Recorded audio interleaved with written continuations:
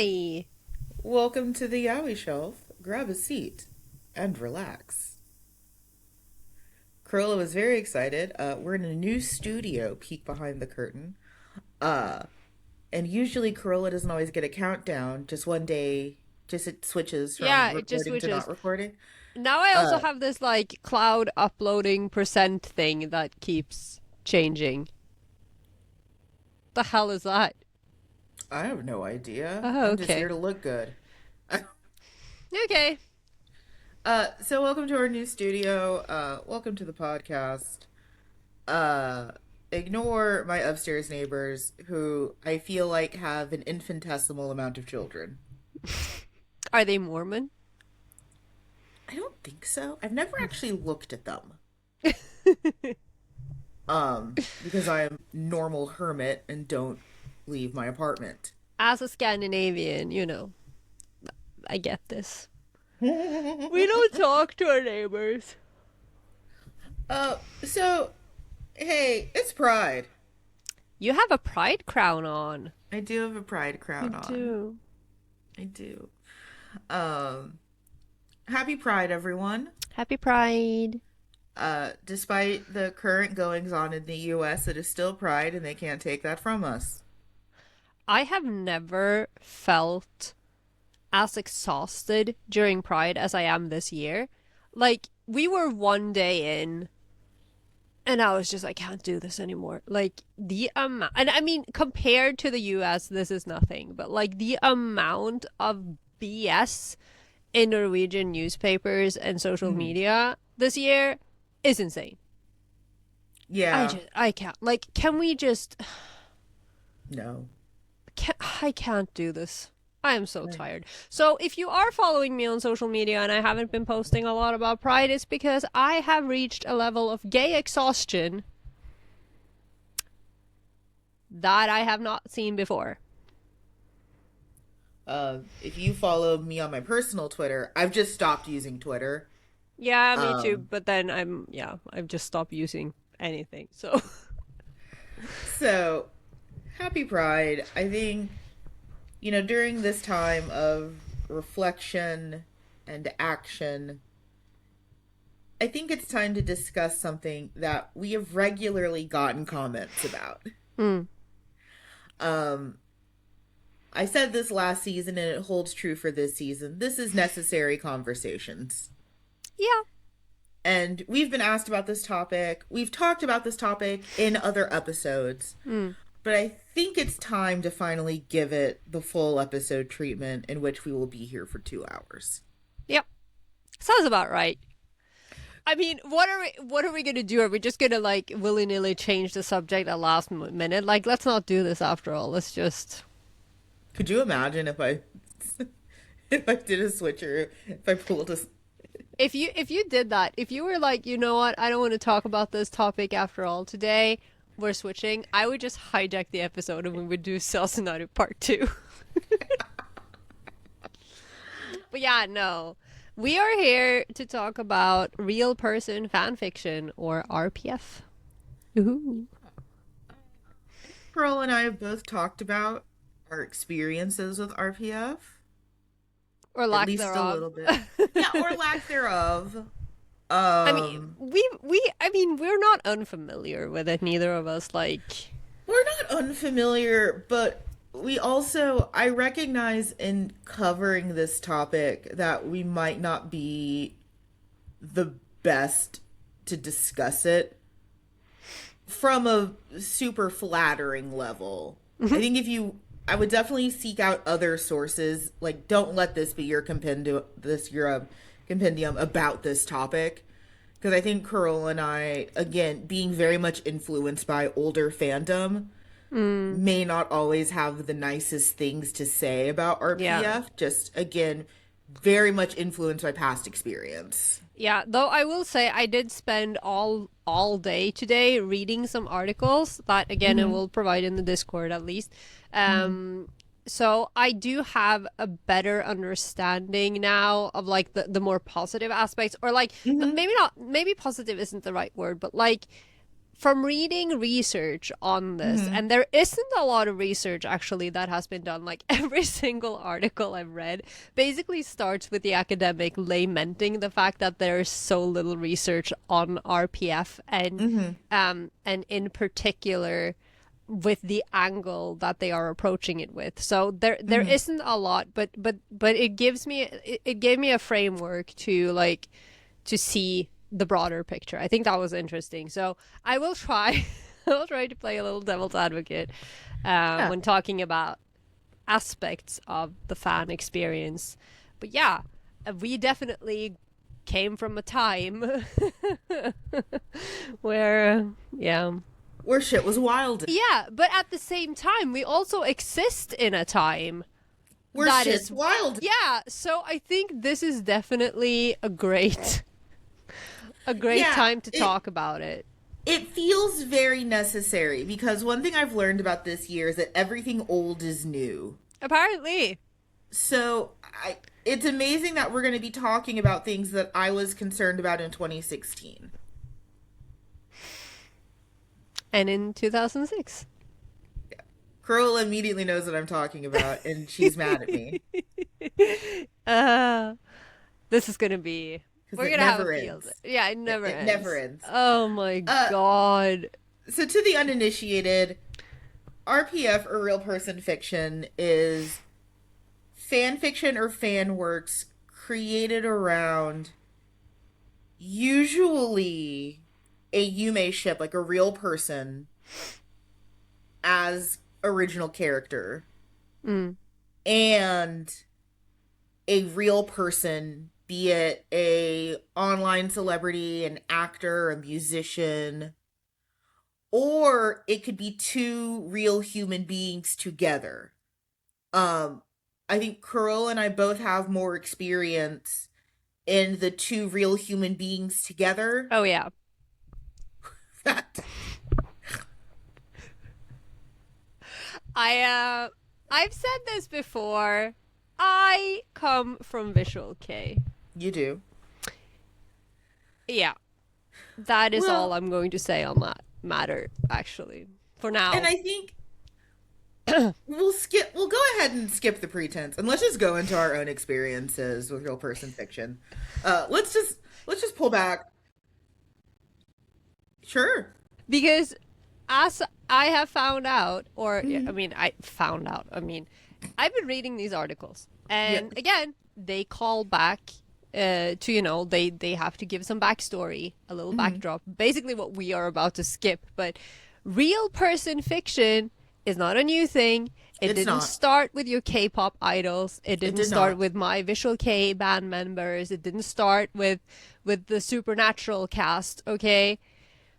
Formally speaking, Hmm. once again, we need to go back to the 60s. The Trekkies were there. It's always Yeah. the Trekkies. It's always the Trekkies. But even before that, and I thought this was interesting because one of the academics that I was reading um, was talking about how in RPF, when the fans are writing their fanon version of Hmm. this existing person, like writing a person as a character, essentially, they are basically creating an image of this person and often considering them, as we do as fans, as basically like mythological characters or gods, which made me think, I mean, what is, a myth or a religious text or whatever, if not technically, you know, I was going to say the yeah, greatest example of real person fiction is Dante's Inferno. right?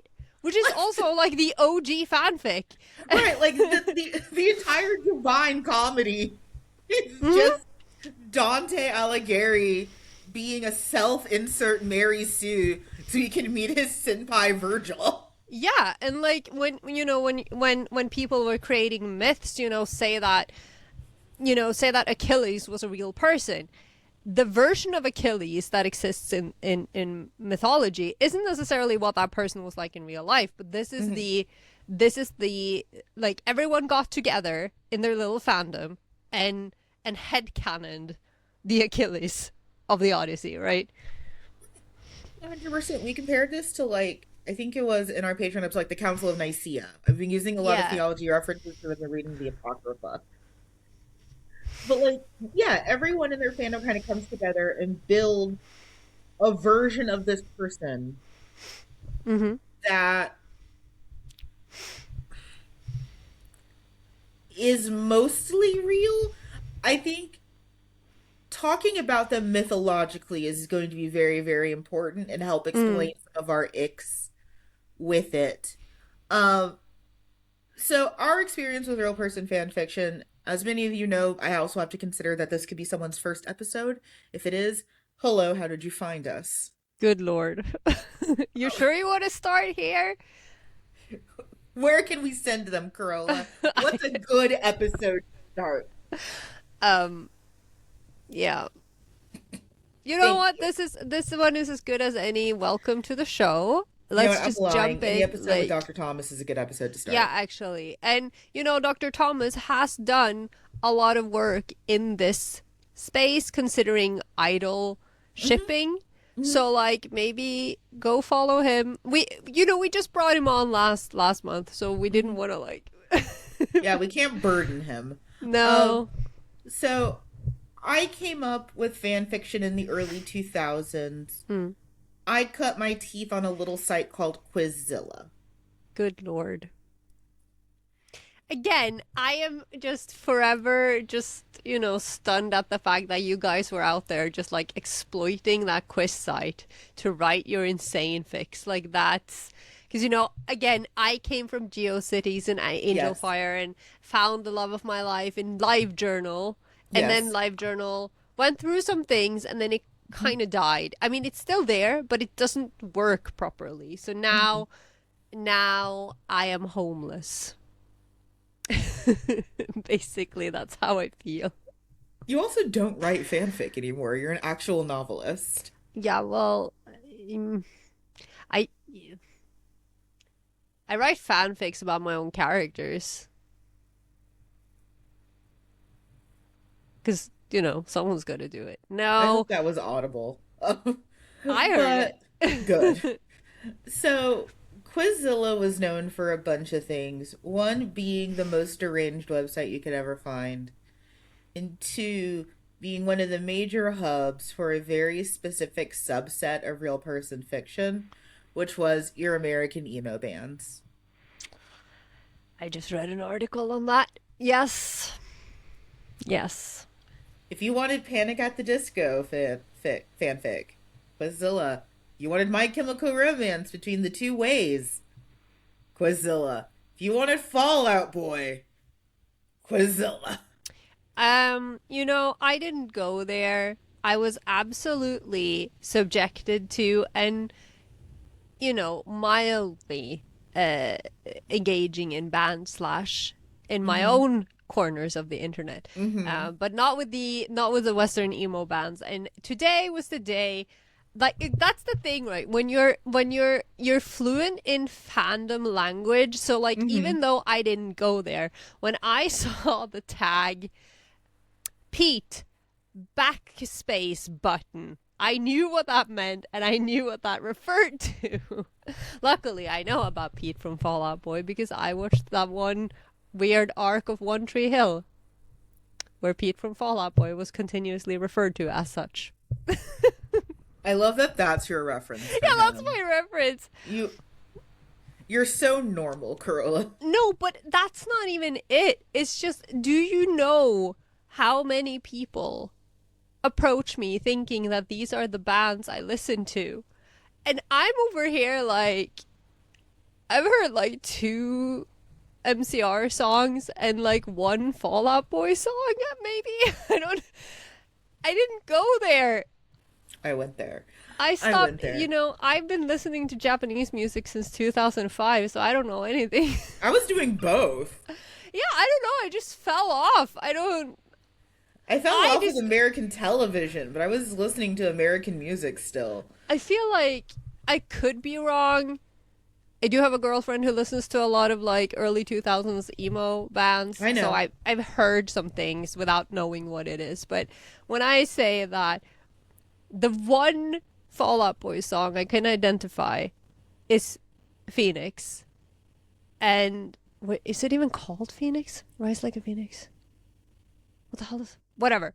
The point is, I found it through figure skating, okay? Because this is my life. Because Daisuke Takahashi was skating to it when he made his return a couple of years ago. So that's Why am I my. like disappointed in you?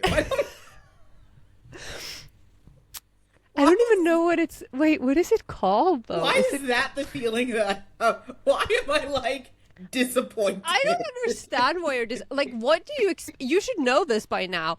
I should. I discovered X Japan and G, and I never looked back, and I don't know anything.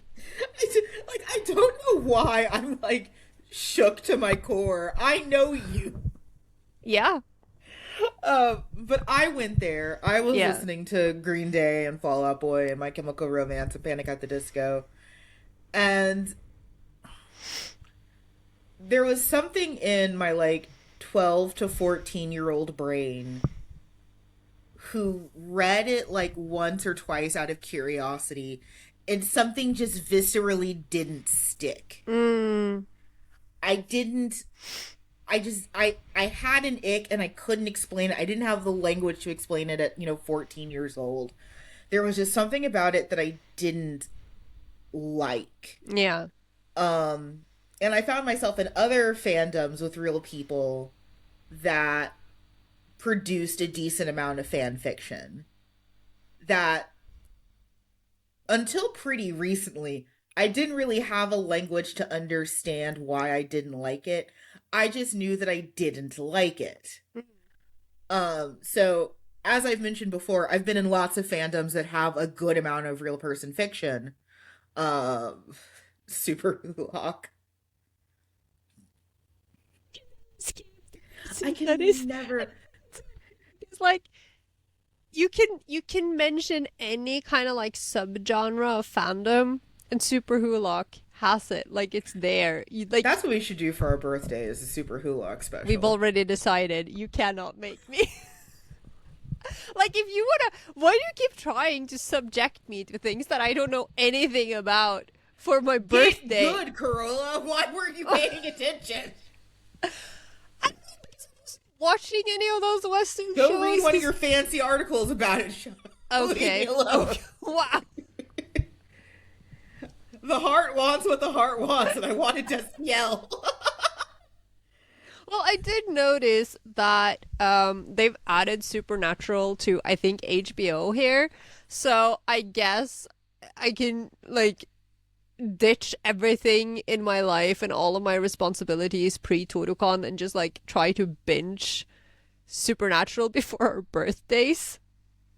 I'm not gonna make you do that. I'll wait for I don't Christmas. I don't see how that would I don't think that would work, Amanda.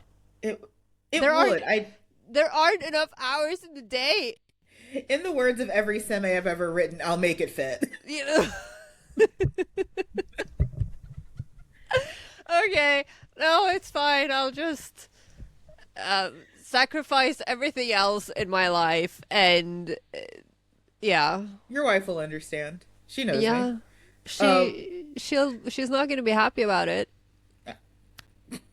this isn't about her. Let me just call everyone up and say, hey guys, can't join you at MagiCon next weekend because I have to watch I mean, you can watch Supernatural. Supernatural at MagiCon. That's fine.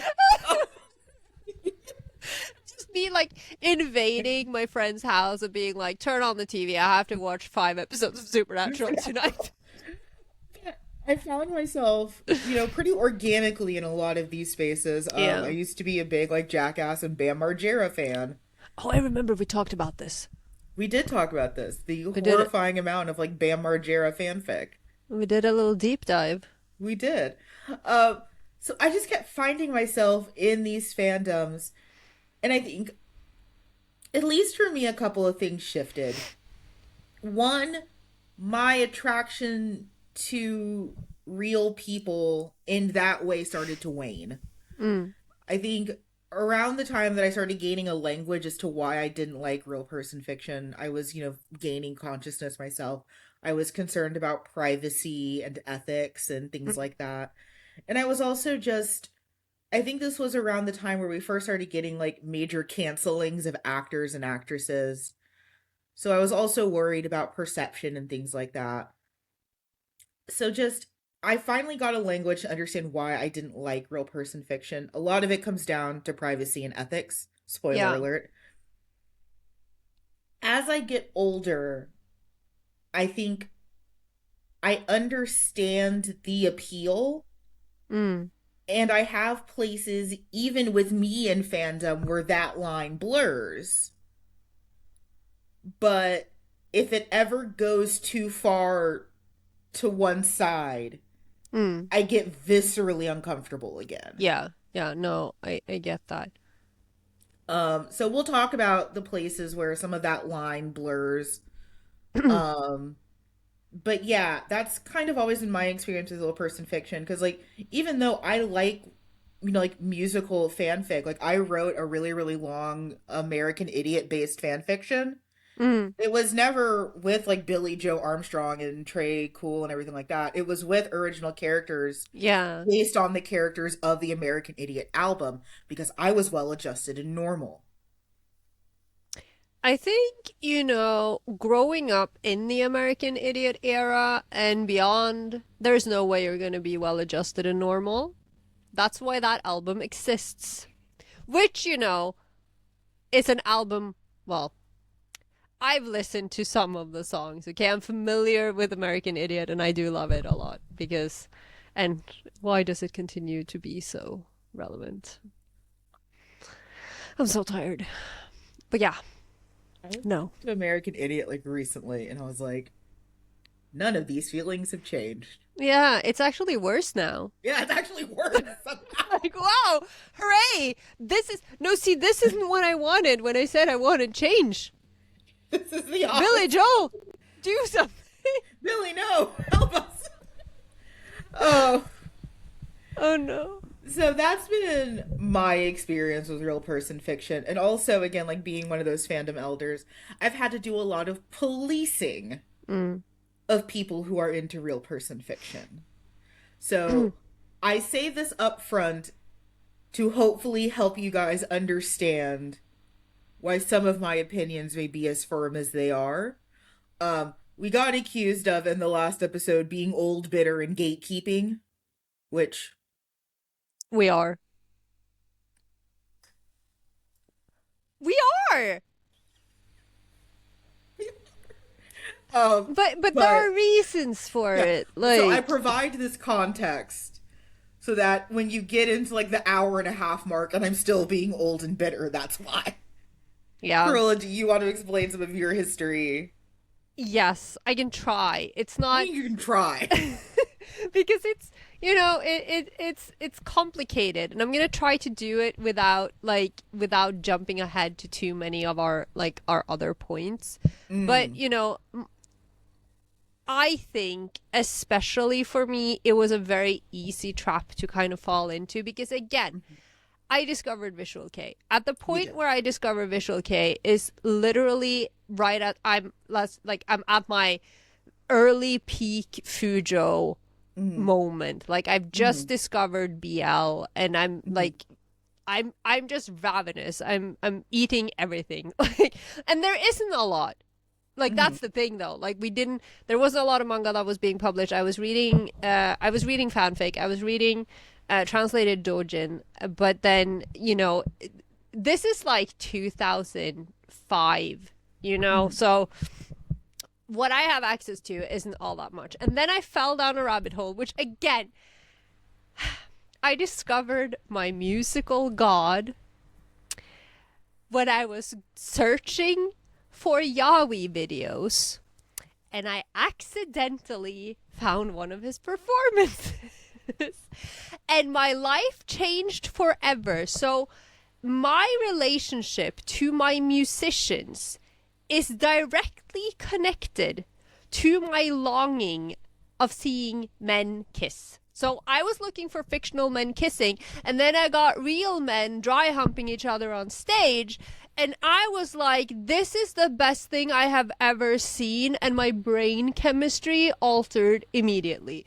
What you need to understand is that coming into, and like we're gonna talk a lot more about this, but Mm-hmm. basically, if like in the visual K spaces, and also within J-pop, within K-pop, and now Mm-hmm. also the Thai idol fandoms, fan service is such a huge thing, and the fan service slash skinship that visual K artists were displaying and are displaying is irresistible to a 15-year-old newly hatched Fujin. Like, I was powerless. There were these gorgeous androgynous men in hot pants and leather groping each other on stage, and I love it so much. Interesting to me because I think two things that need to be said about this, at least for me. One, I was not unaware of some of the queer baity gay shit that like My Chemical Romance was doing. It didn't Yeah, because do I wanted to any. ask you about that. I was aware of it, but I didn't care. Like, So, yeah, because a lot of people got into the fanfic and stuff because of that. yeah, because they wouldn't stop kissing each other. And I guess like for me, I was too busy like actually feeling the music to like really be swayed by that. Like it was just kind of like a whatever to me. And also by then, I had pretty deeply retreated to like role play and fan fiction. Like I had like a designated sandbox for that. So I didn't have to work any of those feelings out through other means. I Yeah. had my place to work that out. Yeah, And and yes. no, go on. I'll add my 2 cents to that. So I think that it's really interesting. And then like you're talking about like you're talking about G. I know who you're talking about. And like I remember seeing that infamous Vanilla live performance. That is the one. That I was know that was exactly. the one. I know what you're I talking know about. you know.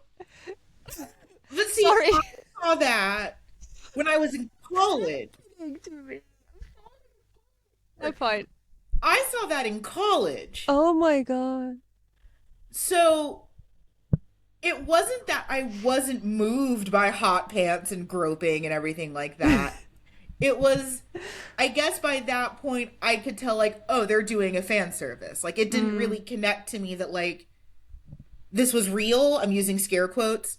That it's like, oh, they're doing a fan service. They're playing into the gay. Because, like, by then I'd already watched, like, wrestling and My Chemical Romance and Yeah, stuff that's like that. true. You can. So it's like, oh, they're just playing into the gay. It's what Gravitation did. And that doesn't necessarily mean anything. Yeah, it's hot, but, like, it didn't, like, alter my brain chemistry. Oh, No, but and my. I mean, if I saw that at 15, yeah, Yeah, the no, whole world no, would have been and different. it was, and I have not been the same You since, and I haven't. don't. No, I haven't, and it just keeps getting worse. I mean, no, but also, but that's the thing though. Like going back to what I wanted to comment on what you said, because that is interesting, right? Because Hmm. I obviously, like, we're going to talk more about that gateway, but I already had those Fujo goggles, Hmm. and you can't take them off. Like in No. one of, like in Dr. Thomas writes about this when he writes Hmm. about K-pop idol shipping, Hmm. right? That a lot of this happens because fans come from reading BL manga, and Yes. they recognize these patterns in the fan service, or Hmm. like, and it doesn't even have to be like fan service like kissing and groping on stage, but just like the way that the band members or the members of the group are like interacting in the different Hmm. personas that they Hmm. take on, right? So fans recognize that from, for instance, BL manga, and then Hmm. apply it to real world, because once you have those glasses on, you can't take them off. So,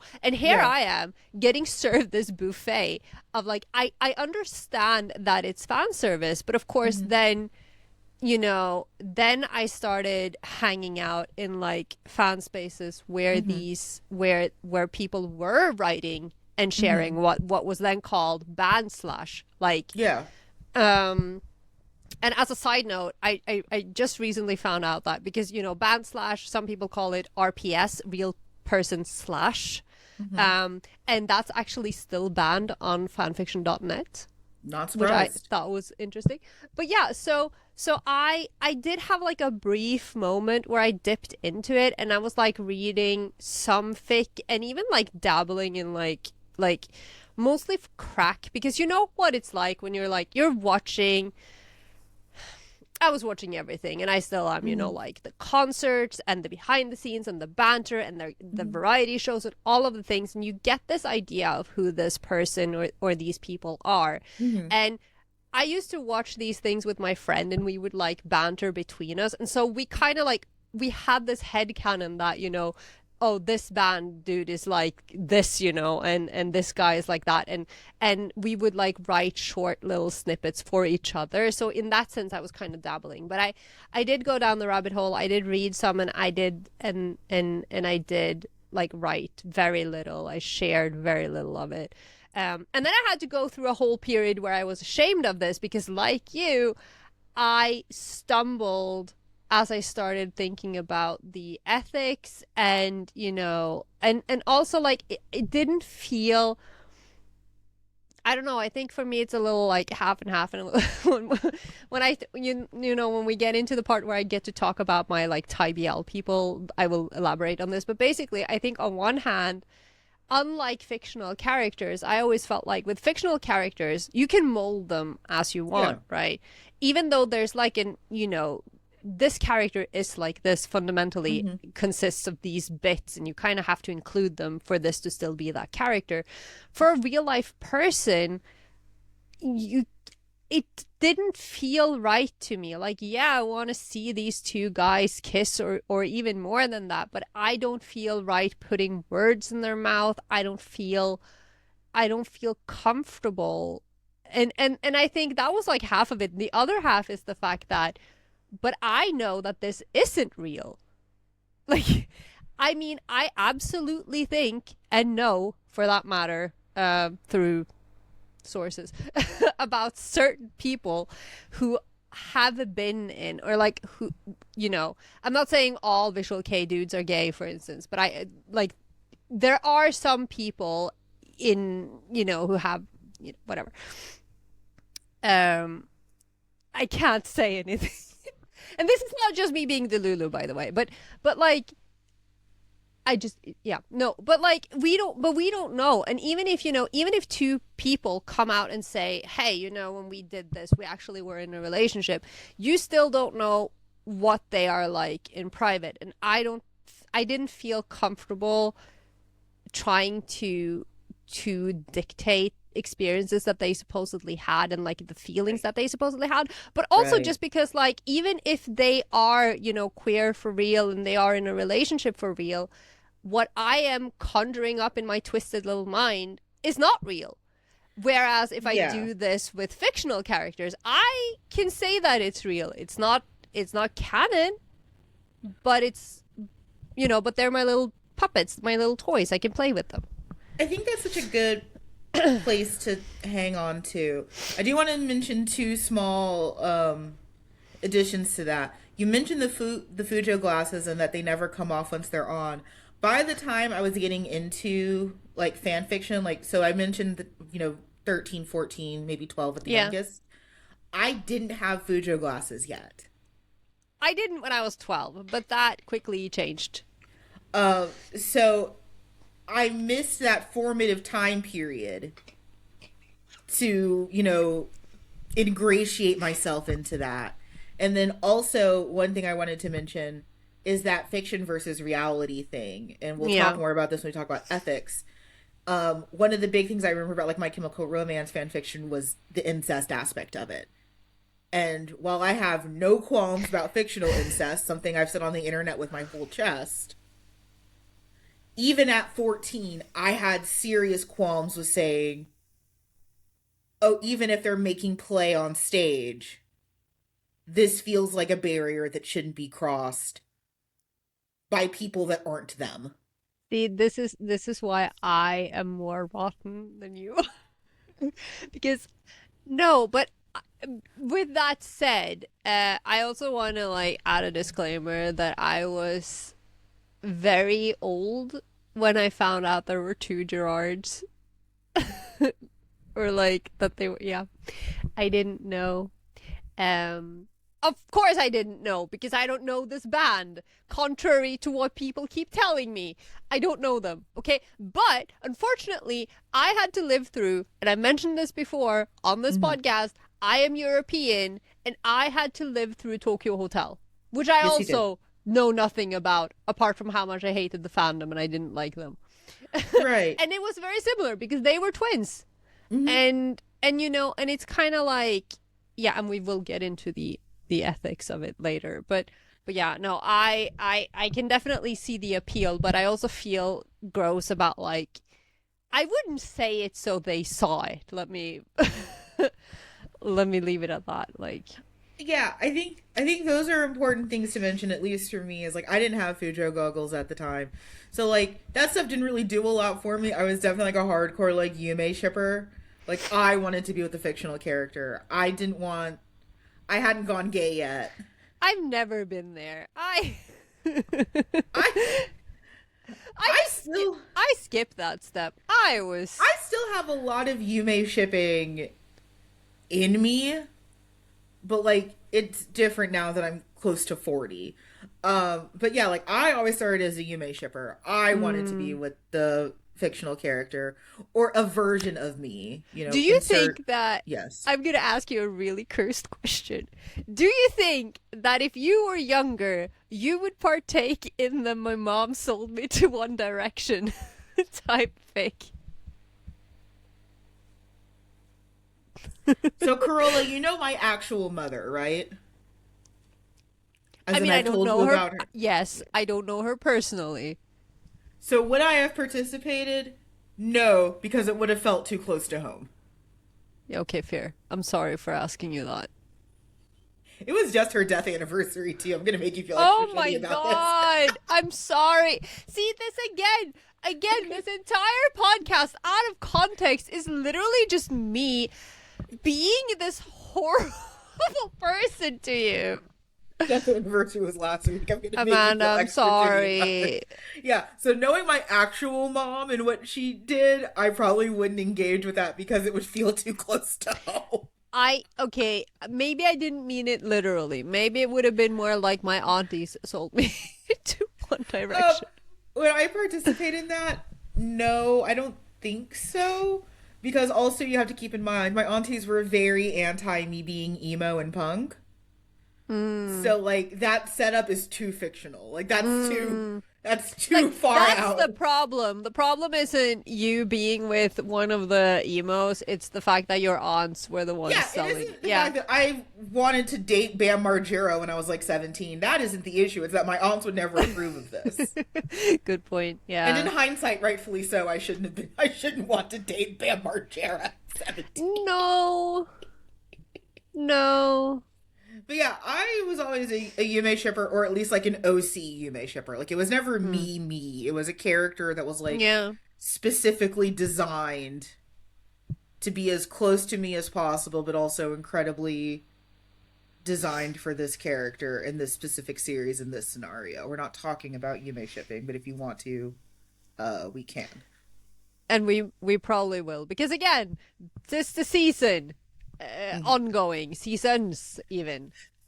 Uh, but yeah, I think it's interesting that you mentioned that because yeah, I didn't have Fujo goggles yet, so I was Mm, just kind of like, well, I don't want to sleep with them. yeah. Um, But and I also, like, when we are talking about this, it's like, and again, we are not jumping the gun. We're not going to talk about the ethics just yet, but they are always why do we there keep edging the ethics? because they are looming in the background. We're still talking about our experiences, but I just, even now, like, I feel there's this primal need that I have to justify myself. Like, Yeah. listen, even with the Fujo glasses, even if I am Mhm. 100% convinced that some of these men are married to each other, Mhm. okay? Like, even then, I feel this intense need to tell people that I still, I still draw the line. Like, even if the Fujo glasses are on, like, even if I am capable of, like, looking at a band or an interaction between a pair of actors or even, like, people in real life and Mhm. and getting a little bit, oh, because I see that whatever it is, like, Right. I don't, that I keep it to myself because I don't want to Yes. inconvenience that person. And I think that I also think one of the things that made me even more like squicked by this was that weird, I mentioned this before, like I've had in my life with, you know, in two relationships, I've had people who I don't know tell people I do know that they know me, like they know me from sight because Mhm. I'm visible, and I'm visible in the communities that I'm a part of. So people know who I am even though I don't necessarily know them. Um and so by extension they've known, who my partner is. And I've had people telling me that they ship me with my partner. I've had people telling my friend how they how they see my relationship. And that was really weird. And especially if you're in a situation like I was in a situation where, we were struggling. Like I was in a relationship that was really, we were going through a rough patch and really struggling. And then having someone tell you that someone they met randomly started talking about us and how cute we were and like how they saw us, that was really uncomfortable. And that really made me also consider how it must feel to be the subject in these like fandom spaces and like knowing that that Right. exists, because it was uncomfortable.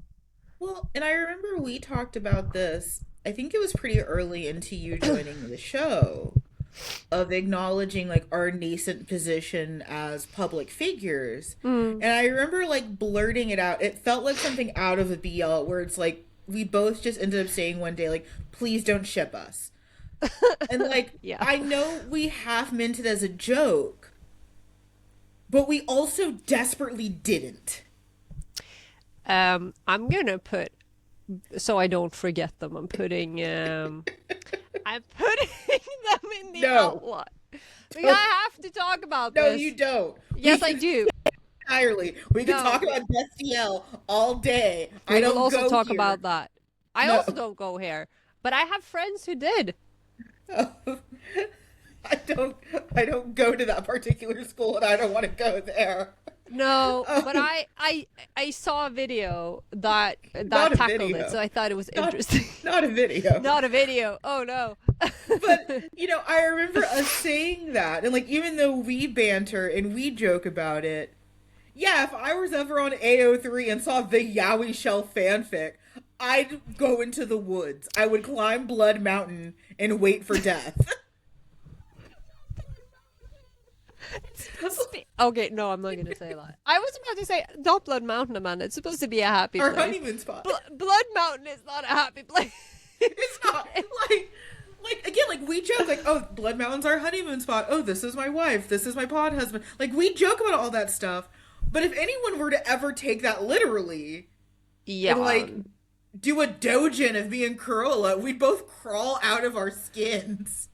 Yeah, and my girlfriend, my real life girlfriend, whose anniversary we have an anniversary coming up next weekend. Mm-hmm. She would not love that. She is a very sweet, She is. very like she's like she always believes the best about everyone, but she would probably turn feral if something like that And happened. Like I she would not enjoy that. I Neither would I, but like for I her don't think my sake. boyfriend would care, but like and like he's just a very, very laid back Scandinavian man. So like I don't think Yeah. it's not that he wouldn't care. I just don't think like that wouldn't bother him. He has a vague idea of what I do in my gay Discord server and in my gay show. I feel like I mean, I asked you a question that we shall not talk about before we started recording about cursed things we may find on AO3. But now that you brought this up, I'm even more afraid, and I am concerned. Please do not ever write fanfic about us. Not explicit fanfic. If you want to do like a platonic, we go on like a dumb adventure. If you Okay. want to like write crackfic about the ocean, Yeah, if you like want to write like crack fic about like me taking Corolla to Cracker Barrel or something, that's fine. Uh, just please no explicit. no explicit, No, no, no, no. no romantic fic. But if you Yeah. wanna, If like, you want if to you do like a BuzzFeed Unsolved Day You with me and Corolla, I'm actually very supportive of that. I hope I get to be the Ryan Bergara. if you Uh, wanna if you wanna write about us going to Blood Mountain, fine, yeah. I guess. And then I fucking fighting a love Blood man with a Mountain. van who was murdering people. Absolutely. But yeah, please Just don't write yeah, explicit fanfic. just Amanda out there solving the Blood Mountain van crime on her own with me as like an Like you're fucking accessory. Scooby Doo. Yeah. Yeah, be like Scooby Doo. I'll just tag along. Uh, but like that was something that we had to broach ourselves. And like I think that's the other big thing about it. But I also want to mention again, now that those Fujo glasses are on for me, and they've arguably have never been more firmly affixed.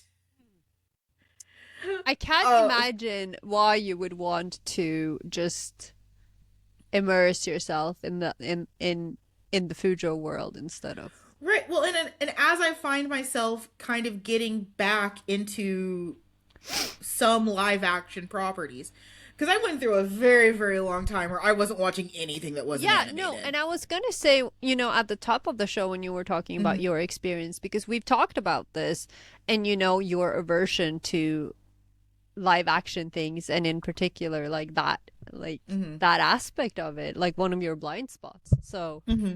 yeah. So as I get back into these, and again, of course, none of it's actually yaoi. I'm just into like live action things that I've turned gay. Um, Which is valid because again, you gotta remember what Dr. Thomas says. Queering fandoms is like that just means you are subverting it. You are taking whatever the like quote unquote normal or mhm, mainstream approach is and you're mhm. changing it around, usually in a queer way. And that counts. I don't think I've ever done it in a straight way. I don't know how. I don't know Like how. no, Uh, and like that was the thing. Like when I was reading some of these articles, and like the one that specified RPS, mhm. and that there's that part of me that's like, what you mean? There's real person fic that isn't gay, like because it doesn't compute. I don't understand why anyone would want to engage with it if it's not gay. But I guess that's just me. But I think it's so interesting. So, like now, again, we talk about those lines that we both have. I think one thing that also comes to mind, and this is probably because it's almost Juneteenth, Mm. the word respectability politics comes to mind. And we talked about this with Dr. Thomas. We talk about it a lot on the show in general, is that need to draw lines in the sand. Yeah. That Corolla and I, especially coming from this older version of fandom, we are both very quick to put up a barrier. Mm. That it's, well, I might be a lewd, dirty Fujin, but at least I'm not like those degenerates. Or just like just wanting to acknowledge that you are aware, Yes. and I mean I think that goes into the next topic as well. But yeah, the respectability politics, because a lot of the time when we talk about even if even just regular fandom stuff, with what Mm-hmm. the world has become, like what the world of fandom has Mm-hmm. become, the it's more virtue signaling than anything. It's not, it's you are telling other people that you are aware of whatever Mm-hmm. problematic, possibly morally gray, wrong, Mm-hmm. whatever that you are perpetuating in this fic or by shipping this ship or whatever. Mm-hmm. Not because you not necessarily to like soothe yourself, but because you need other people to realize that you're not insane. You need, like, you want other people to know that you're a good person. That's what it's Right. about. Well, and not even a good person, just you're not the bad actors. And we'll Yeah. talk about when this stuff goes too far. Because I wouldn't even say I was virtue signaling back then. Because, like, again, we're going to talk about this at length. With being a Destiel fan, it wasn't that I was trying to appear better than my cast, my fandom. It was, I need you to know that I'm at least normal about this, or as normal as a Mm, Destiel fan could be in, 2016. yeah. So You know, it wasn't even about superiority. no. It's just You, it's about acknowledging, and I yeah. think that is like one thing that I like about like modern fandom language, like Hmm. one expression that, I mean, I personally, I'm a grammar freak. I care about correct language, so I get a little like when people start changing words. I don't necessarily listen to me being 200 years old, like, I was about to say honestly. a little, also And a little. I know that language is constantly evolving and changing, okay? But there are some words that I don't like. And so I don't necessarily like the word delulu. Like when I first encountered it, I thought it was stupid.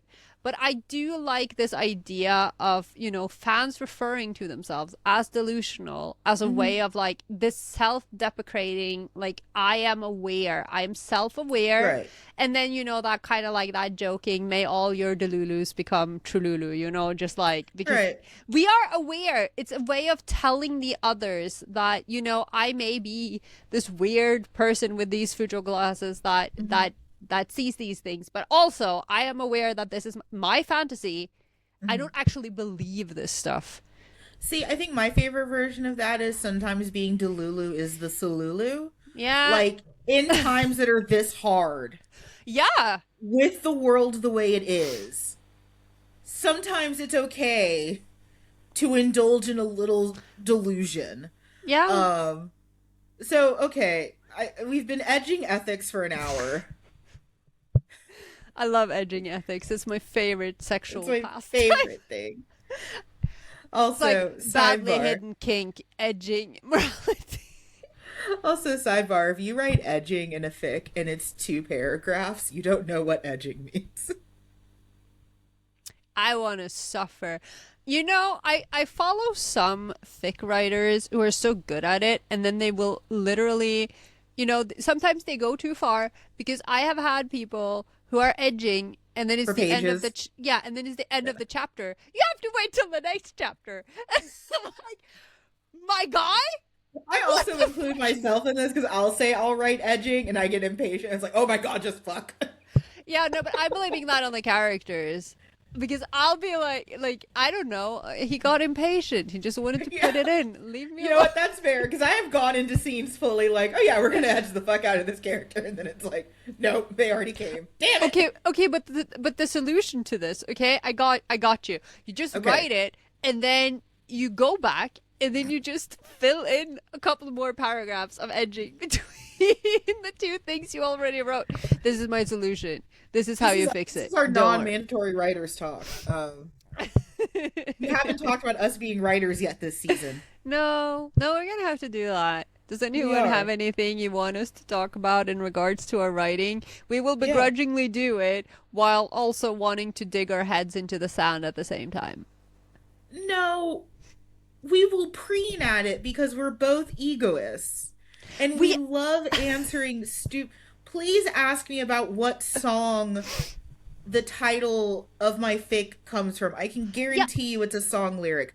Please ask me about my research methodology into figuring out what appropriate technology was available during the early yeah. But 2000s. see, but that's the thing though, right? Because we want to answer these questions. The problem is that whenever someone wants to ask you about your writing, they ask something horrible like, "So, what do you write?" Porn. Can you, like, I would love to gush about these characters and their endeavors, and I can talk about their sex lives if if that is something you want to know, but I need specific questions. Yes. You can't just throw this thing at me. I will run away. I am Scandinavian. Why I do don't you know. keep insisting that Matt's a redhead, even though all of his two character Now, appearances have him with green hair? oh my god, you know what I saw on Instagram the other day? I've seen several. The time of Matt and Mello resurgence has come. It And has. I saw this gorgeous Matt cosplayer, and they were like, it was just them posing in a video, and Hmm. the text was like, when you roll up to the con as a character who had 69 seconds of screen time in a 20-year-old series, and nobody knows who you are, and I'm like, no, I know who you are. I know There's a exactly lot who of you us. are. Listen, I There are love many you. of us. Like, not to be immoral and that person and creepy, but I love you. I love seeing Matt cosplayers. It's Oh, like, it makes me so happy. um, we're getting, see, tangent. Uh, let's talk about ethics since we further edged ethics. Um, Here's the big thing I think with real person fiction and real person slash is it takes away the agency of a real human being. Hmm. I think Carola and I are both. What were you going to say? No, no, no. I was Oh, just agreeing, and then I was I fighting with Google a little bit. Carola and I both are pretty unabashed when we say fictional characters don't have rights. They Mm. don't. They're not real. Um, we understand the moral panic that people have about fictional characters. We vehemently disagree with it.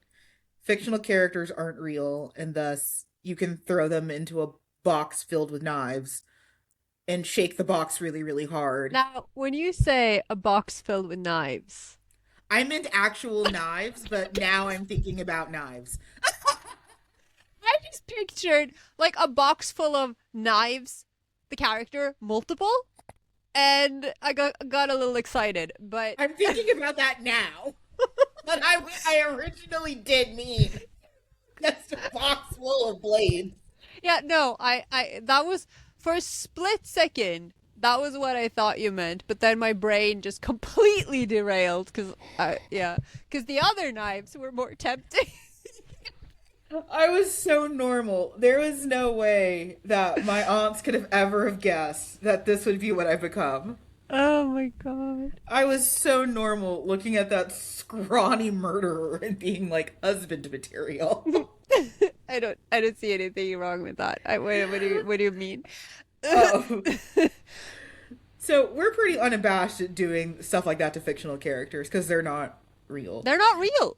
Um, and even though both of us spend a lot of time in the fix it realm, like I'm still writing my Matt and honeymoon fic, because they deserve Babies. everything They good. deserve the world, actually.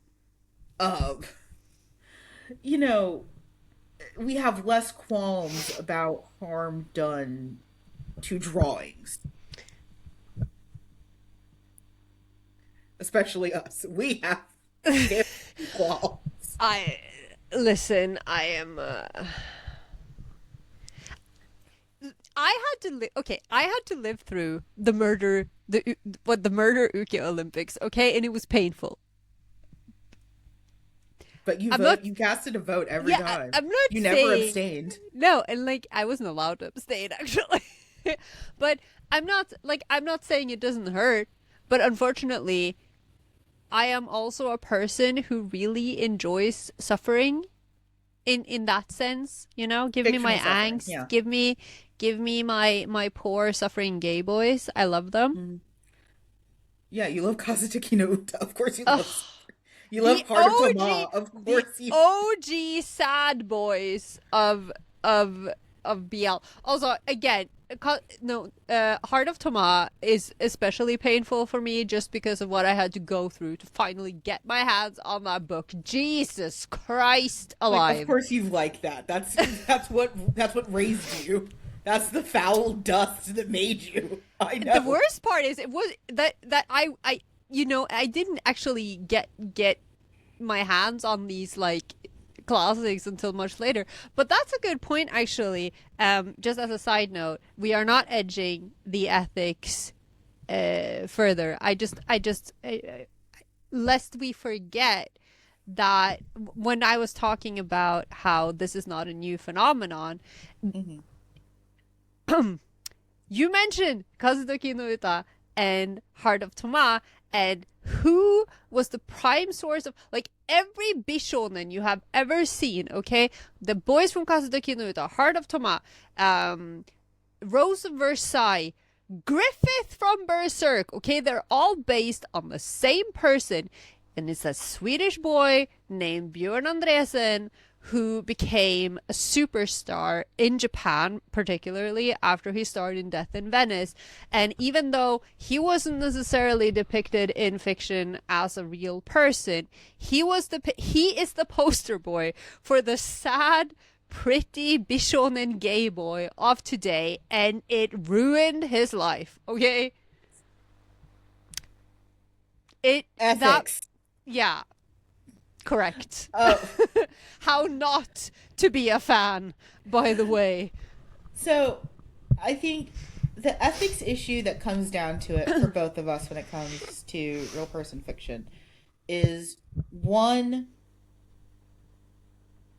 it completely gives away a person's agency. And that's something that probably has nothing to do with Carola and I being marginalized individuals, really struck a chord. I will say that when I was first getting introduced to the ethics of real person fiction, I wasn't aware that I was a minority person. However, yeah, See, as and an I adult, and I was. yeah. Even if again I didn't have the language for it, I was very aware. But also, I I'm about to say something controversial again. No, but also you're black. Yeah, So that's what I like was you getting at. you may That's not what I was. know. I mean I'm pretty sure you knew you were black. You may I not have did known know. you were I did queer, know that. but Thank like you. but you get to be a double, maybe even triple minority. Right. And like even if again I didn't have a language for it at 14, 15, 16, I did know what it meant to have agency taken away as a part Yeah. of Yeah. historical and generational memory. I especially knew what that meant, even if I didn't have the language for that agency to be taken away Mm. sexually. Yeah, yeah, yeah. So I might not have been able to articulate at 16 why that really fucking squirked me out. Mhm. I do now. Yeah. Um, so one is agency, two again is privacy, Mm. and I think the third is the trickiest one, which is the situations that fiction allows us to put people in. We mentioned this during our small deep dive into Bam Margera fanfic. A lot of it features Bam and his friend who passed away, Ryan Dunn. Yes. But they're still engaging in all of the behaviors that have led Bam to lose all of his money now as an adult and be violently ill, and that led up to Dunn's death.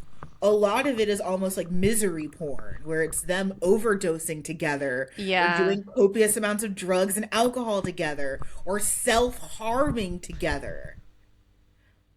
I just had a flashback of my brief dip into Sex Pistols fan fiction. Yeah, a lot of it is this very like misery porn. I've seen it also every once in a while, like Kurt Cobain fan fiction will make a resurgence, Yeah. and it's just him like whimsically self harming.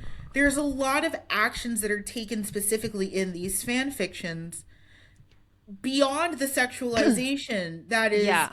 checks notes questionable as fuck. Yeah, like, I think I can pinpoint the exact moment where I was really squicked by real person Mm-hmm. fanfic, and it was again I was reading Visual K fic, Mm-hmm. and I didn't read a lot of it, but you know, girls curious, I go on AFF or whatever, and I was looking, and um And I don't even, again, we've talked about tags and how tags are not always very well applied. This was, Nope. in the early 2000s. Tagging was a choice, It was. It and was very optional. yeah, and not everyone took that option. And I don't even know, like I was reading, like, and this person who wrote this fic, okay, this is visual K fic, and this is one of those, Hmm. I think that was the reason I clicked on it, because like the tags it had was like a bunch of like bands and artists that I did like, Hmm. and I was like, okay, cool, let me read this thing where all of um these singers or whatever that I like are all in the same Hmm. fic, whatever. And the main character was Miyavi, the musician. I know. Yeah, no, for our listeners. Oh, I'm like, I'm Uh, familiar with it. I'm yeah, familiar with I his know body of work. I know who he is, and and he at the time, like this is the early 2000s. This is like 2007. So Miyavi's this is Hmm.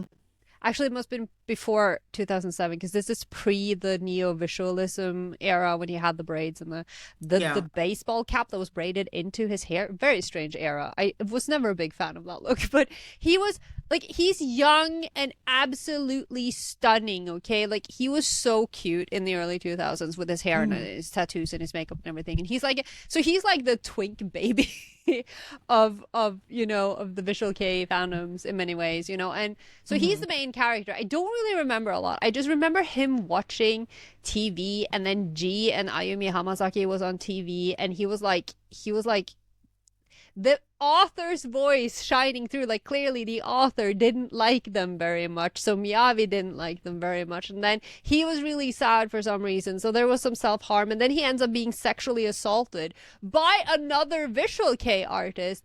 And all I can think, like, this is so uncomfortable, because I'm now reading sexual assault of a real person who, Person. Right. I don't know him. I have this weird fanish parasocial, not, I don't want to say parasocial, because we weren't quite there yet, because social No, media, I no, would definitely say, we and that's gonna come yeah, into it also. we're gonna talk We're about that, but it was just so uncomfortable, because he was a real person, and it was so clear to me that the person who wrote this fic didn't like these people, and it was just so, it felt violating to me as a right. fan, and I was like, how would he feel? I think it's so that it's being aware and having empathy enough to think, how would I feel if I was in that situation? Yeah.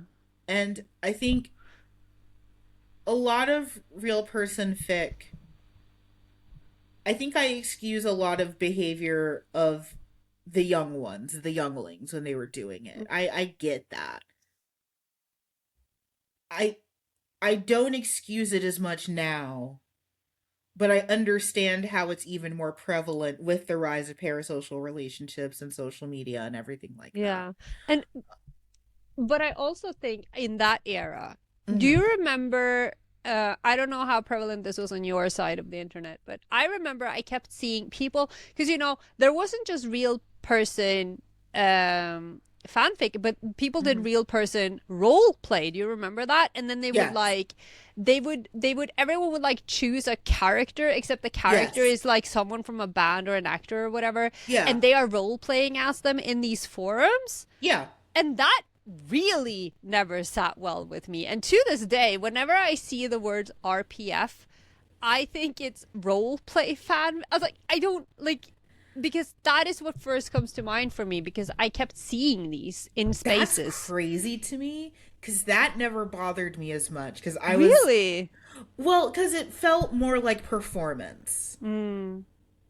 It felt less like I'm trying to throw these two wubbies together and make them sex.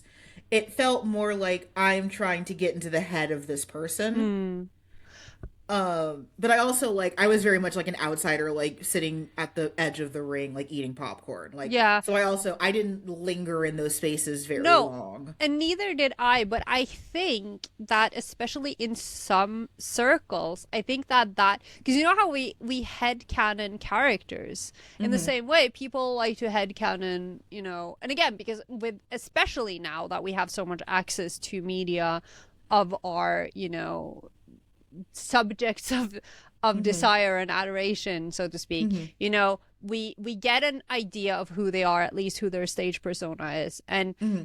And but even then, you know, fans make this idea like Mm-hmm. start making up a version of that person. And I think that especially in some of the circles within Visual Kei Mm-hmm. fandom, I think that people very much applied those role play headcanons Mm-hmm. to their fanfic, which made it even like it was like a circle. And I'm I not saying think like that it was everyone, but in some of the communities I was in, it definitely felt like that. well, and it's interesting that you mentioned that because another aspect of the ethics to bring up is like ascribing labels to these people that aren't that Yeah. that just functionally are not true. So like I think for me, one of the recent things that kind of like reminded me of how much I dislike real person fiction in places was there is this one author on AO3. They wrote a Destiel impreg fic that I kind of liked and I was fine with it, so I've explored their other work. So it wasn't even the Destiel part that bothered me, but they had a BuzzFeed Unsolved Ryan Bergara and Shane Madej trans Craig fic, and it's like, hold the fuck on. I don't care if you trans preg a fictional character. That's a cisgender man and another cisgender man who are both married and have partners. And like, I don't know what it was about the BuzzFeed Unsolved one that made me feel like, oh, this is a field too far. I've understood every other real person fiction except for this. That was truly like the straw that broke the camel's back for me. That is like, Yeah. I've endured you all for years. This, however, is untenable and it will not stand. Yeah. But like, that was the other thing. It's like, it doesn't give any thought to that person or their life. It Mm, objectifies them in the way that we objectify fictional characters. And that feels wrong. yeah. And this is the part where I'm going to be like, okay, but on the bright side, because like these arguments are absolutely valid, Mm-hmm. and like this is why this is such a complex issue, because on the other hand, you know, what our experience as well as I think like the impression that people at large tend to have, like Mm-hmm. especially outside, you know, if we talk about normies, people are on the outside of fandom altogether, or people who are in fandom but who have never engaged with the real person fandom Mm-hmm. spaces in that sense, have this idea that fans don't engage critically and are automatically considered immoral and icky. Like real person fanfic is in many ways considered the unlovable stepchild Mm-hmm. of fan fiction.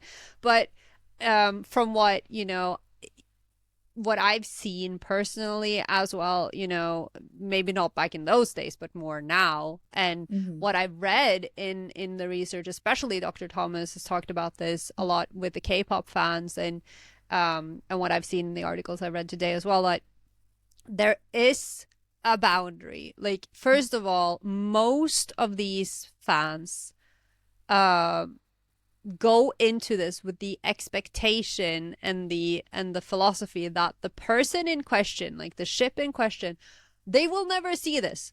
Mm-hmm. They're not supposed to see this. This Mm-hmm. isn't the and again, that's where that, you know, the self-deprecation and the I am delusional, all of these disclaimers come in to really signal that, hey, I know that I am insane. These are my insane thoughts. I don't mean anything. This has never happened. This isn't real, etc., etc. And Mm-hmm. they like they put all of these boundaries in place to make sure that everyone knows that this is not real. I don't actually believe this. And if I do, I'm not going to tell you that I do.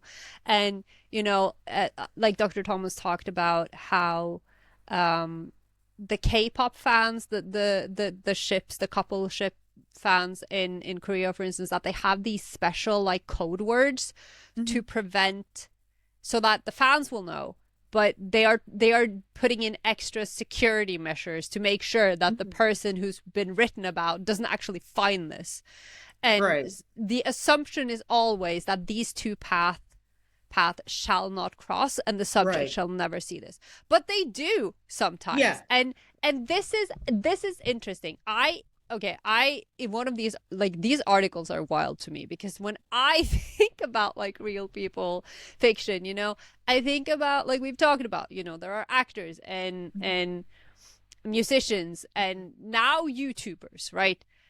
But these articles that I read, very particularly, one of them dealt with the emo bands. The other dealt with, of all things, the Taskmasters fandom. I didn't know that the British comedy program Taskmasters had such a vivid fandom and fan community. And I guess if you're a listener who likes Taskmasters, you know this, because apparently the hosts are not only aware of the fact that their fans ship them and write fic about them, they frequently address it and lean into it and make like tier lists about their favorite tags and like all of these things, like it.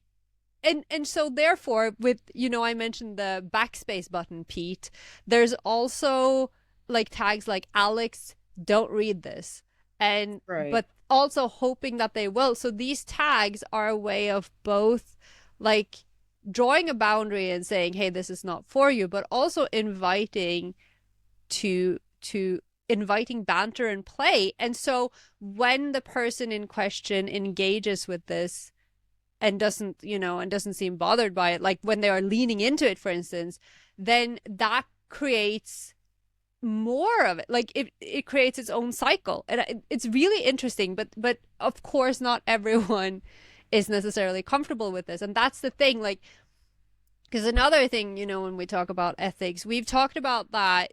Is it Graham Norton who had Fassbender and what's his name? Because Daniel in McAvoy? yeah, on the show, and had them like Or not Daniel. recreate James McAvoy. James McAvoy. Yeah, I only heard McAvoy, but yeah. That had them on and like subjected them to fanfic and Mm-hmm. and fan art. And it's like, it's one thing if they themselves bring it up, but I think Mm-hmm. that putting someone on the spot like that, not only is it unethical for that person because they didn't ask for this, but also, which we also talked about with that fuck ass article. Actually, we never did address that, but the act of outing the fans and like sharing someone's, private public artwork or fanfic and like putting it on display for laughs, for ridicule. Like those are Yeah. also ethics in that sense. 100%. And I think we'll talk about the gray area Yeah. for both sides I of it saw you because, put it in, yeah. well, because there's two aspects of a weird gray area that I think are worth discussing. But I also think that ethics aside, we need to talk about that fan service hell aspect of it. Um, I don't understand what you're talking about because I love fan service. Hi. dislike fan service, but then also it's so weird because especially with the modern hell that fan service is, it's like these companies want us to do these things. They want us to engage in these parasocial relationships. They want us to objectify these actors, these characters. But I don't think that anyone has thought through what that can mean. So like for instance, I was on Instagram and I was watching a video. It was BuzzFeed Celeb.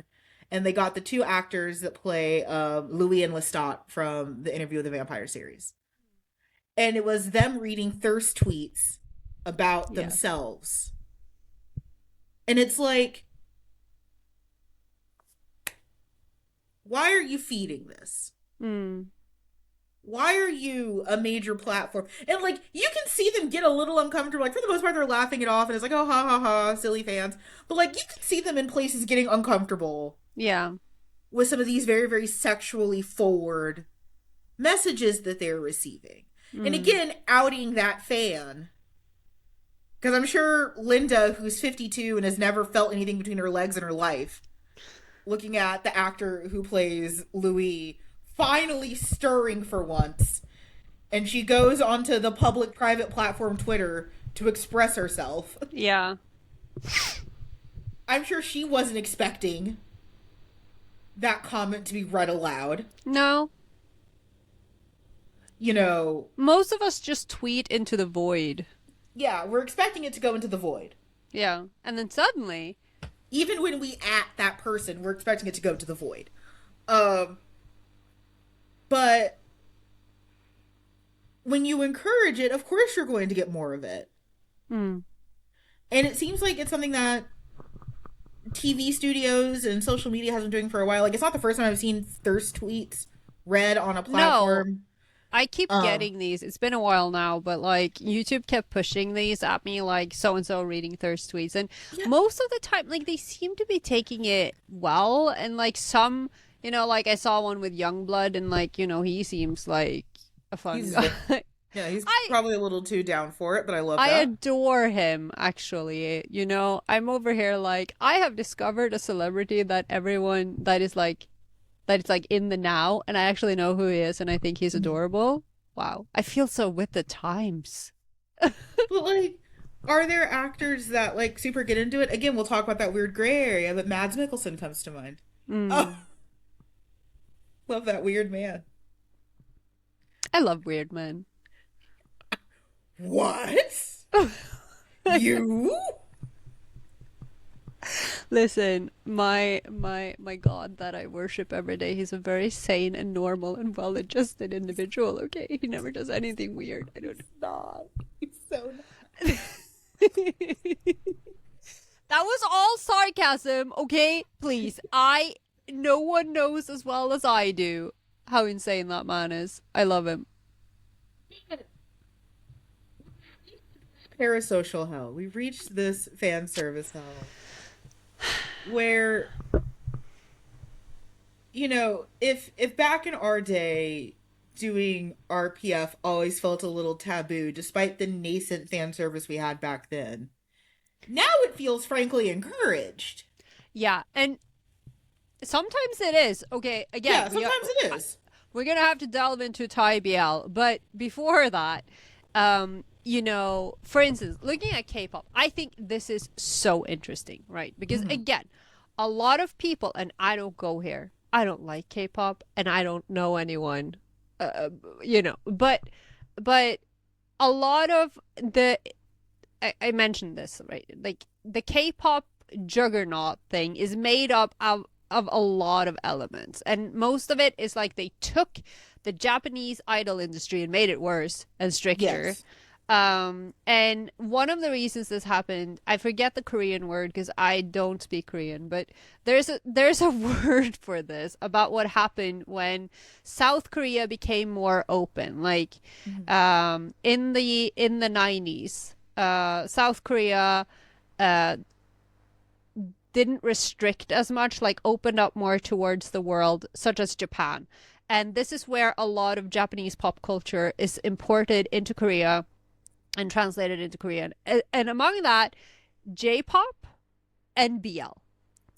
And so the BL fan practices of the Japanese fans are imported into Korean pop culture.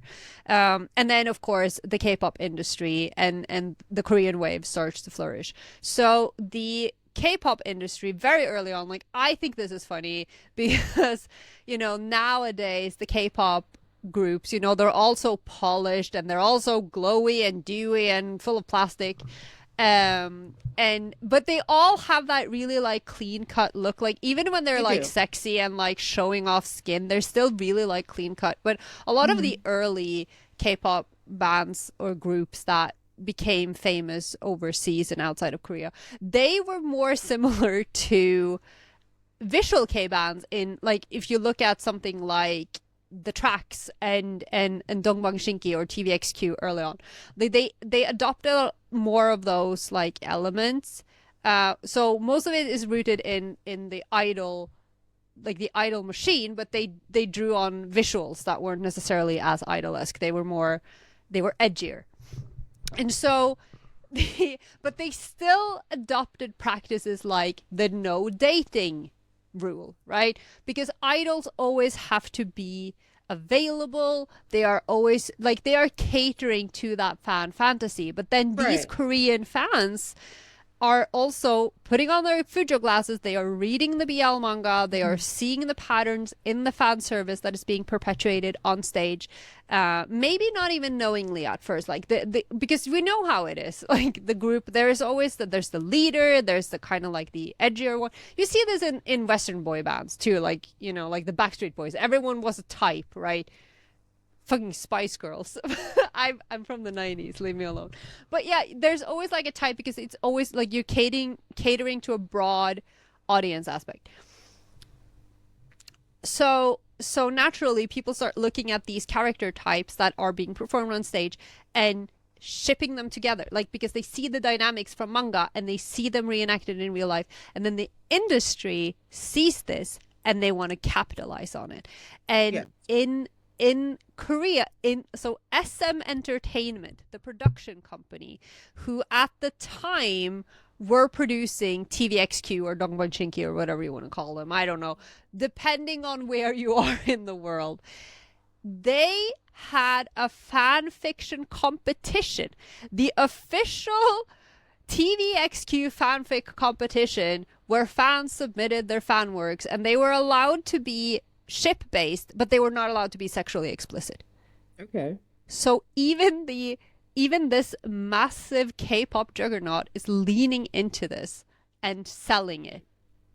Hey, so it feels weird to be a condemning force in this now because it is so encouraged. It is so, we have fan cams, but they're always of real people. I think that that's interesting. Like, yeah, I see character edits, but if I'm on TikTok, like if I'm on like fan TikTok, it's real people. It's not all fictional characters. It's like, okay, cool.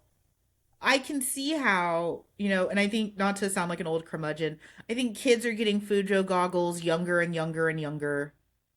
We got ours pretty young, but also like it was just a different time. I Yeah. think kids are getting Fujo goggles so young nowadays. Well, I'd rather they get Fujo goggles young and then being turned into, um, antis and fascists.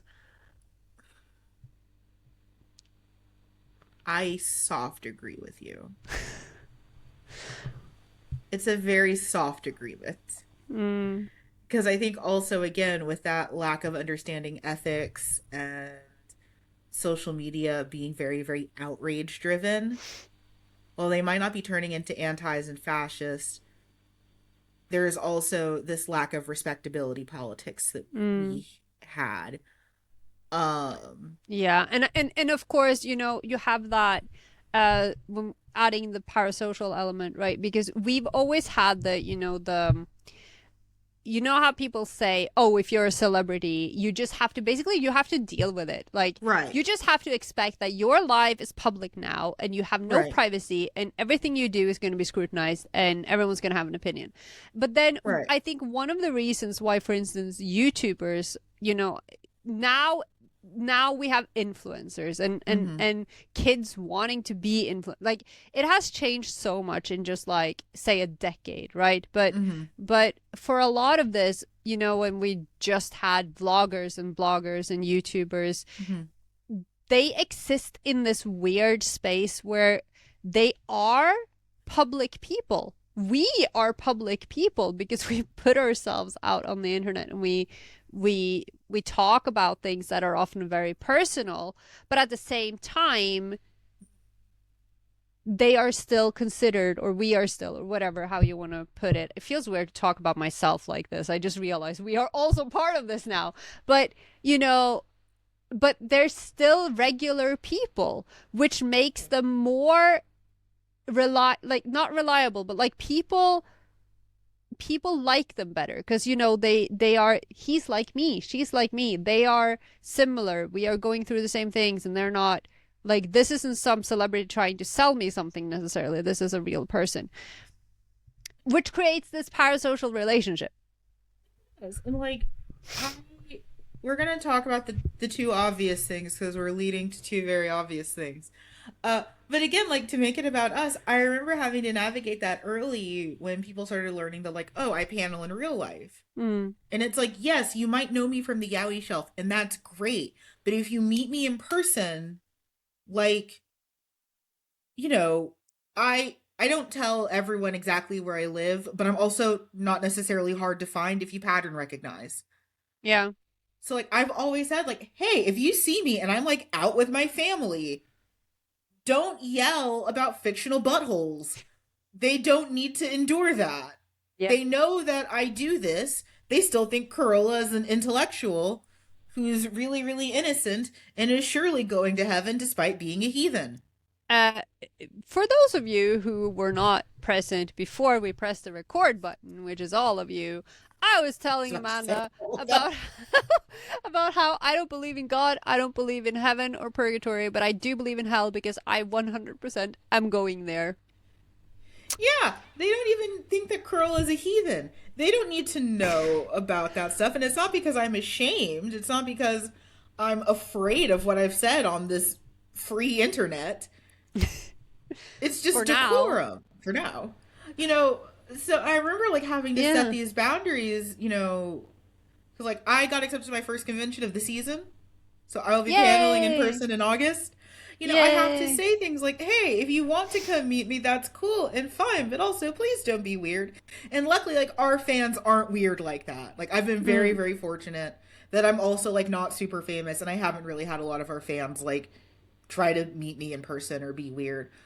But it still has to be said because we do exist in a very parasocial environment that I probably spend too much time thinking about when my anxiety medication doesn't work. Mm. Um, Yeah, but like, but that's the thing, and I love how you said that. You know, your aunts think I'm this intellectual, innocent person because that's the thing, right? With these parasocial. Not saying that your aunties have a parasocial relationship with me because that would mean they would actually watch this, and I would and they shatter. don't. I would shatter every expectation. I am so sorry, aunties. Never find out the real me. But, but you know, but we. That's the thing, though. This projecting of Mm-hmm. values and like personality traits or whatever onto a person, Mm-hmm. and like I think we mentioned this, I think we talked about this in relation, I can't remember if this was in our Patreon episode, but I think we touched upon it last month, that this idea of like claiming that this grown ass adult, in most cases, in our cases, man is like a completely innocent meow meow who has never touched his dick, like who has no sexual desire. The way that some of these fans are, you know, treating their, and this is like I've again, I don't really participate in fandom spaces. I like to be alone. But I get it in my feed. And again, like one thing is this idol industry that is trying to sell you this perfectly untouched, you know, sparkly shiny idol who is, you know, just perfect and created in some factory. Mm-hmm. But in the visual case spaces, so you got this man who dresses like a slut on stage, affectionately, who is dry humping half his band and posting these insane things on the internet, and then the fans are treating him like he doesn't know what sex is. I'm like, sweetie, what the fuck? Disrespectfully. Like I find that very, very weird. I think what squicks me out is like the hypersexualized actor even more. So okay, we have to talk about Destiel. Of course. I mean, you have to talk about Destio because I am blissfully ignorant, and whenever someone talks about this, my brain just decides to turn into Teflon. Also, You speaking of things, this has nothing to do with anything, but I feel like I am contractually obliged to mention it. This morning, on the great Instagram, I saw Instagram. someone saying, hold on to your horses. I cannot believe Voltron is 10 years old. So, happy Voltron anniversary to anyone who was traumatized. Just setting the mood as Amanda gears up to talk about the trauma that was Destiel. There you go. Your red carpet has been rolled out. I hate it here. I hate it here. I didn't ask for any of this. I just saw a show when I was in high school, and there were demon hunters, and See, there was fictional incest, and I was fine with it this is your first mistake. You watched a show. when I was in high school. Yeah. First of all, you should have been playing with sticks and not interacting with anything. Should have been outside at 14, building temporary structures. Yes. Instead, I was on that goddamn internet. Yeah, this is what happens. You were on that damn computer, Amanda. You brought this upon yourself. And it turned me gay. But Destiel, of course, the combination of Castiel and Dean Winchester from Supernatural, was, I think, probably one of the first big interactions that I had with real person fiction. And it makes sense for all of the reasons why Destiel as a pairing makes. What are you staring at? No, I was just trying to figure out what Celebi was doing. She is okay. She jumped on the stove. Thank God I don't cook. I have to say, I'm not necessarily worried because you don't cook. You put everything in an air fryer. I do. I I do. I think sometimes people are shocked that like we are actually friends outside of this podcast and I actually know who you are. Like I know you. You I know know what you parts are. of me. Let's be fair. There are, and unfortunately, you know some parts of me. That yeah, I you mean, know some of yeah, the there's worst ones. yeah, I mean there's depths I don't wish to plumb, but That's a vile metaphor, and I don't. Thank you for that. Ew. I wasn't even thinking like that. Why do you turn me into a pervert at every chance? Because you are, and I because I am incapable of having a pure thought. Again, like stop projecting. Stop like the amount of people, Amanda, who project onto me this idea that I'm this sweet, innocent meow meow because I have pink hair and I'm small. see the truth. I don't I understand. know you're truthful. You've seen, you've I know seen the you're cryptid. truthful. You've seen the cryptid in real life. Somehow it's more devilish than me because I'm over here just thinking I sound like a smart writer and you made it dirty. I am, like I said, I am worse. I am just trash. Like, I'm not even trying to deny it. Destiel is an interesting pairing because there's a lot of canonicity to it, including the series finale. So it makes that pairing very, very easy to ship. It makes it very, very attractive. You have two conventionally attractive actors playing the characters. It all makes sense. The problem is that it's very, very hard to separate Castiel and Misha Collins and Dean Winchester from Jensen Ackles. It's virtually impossible.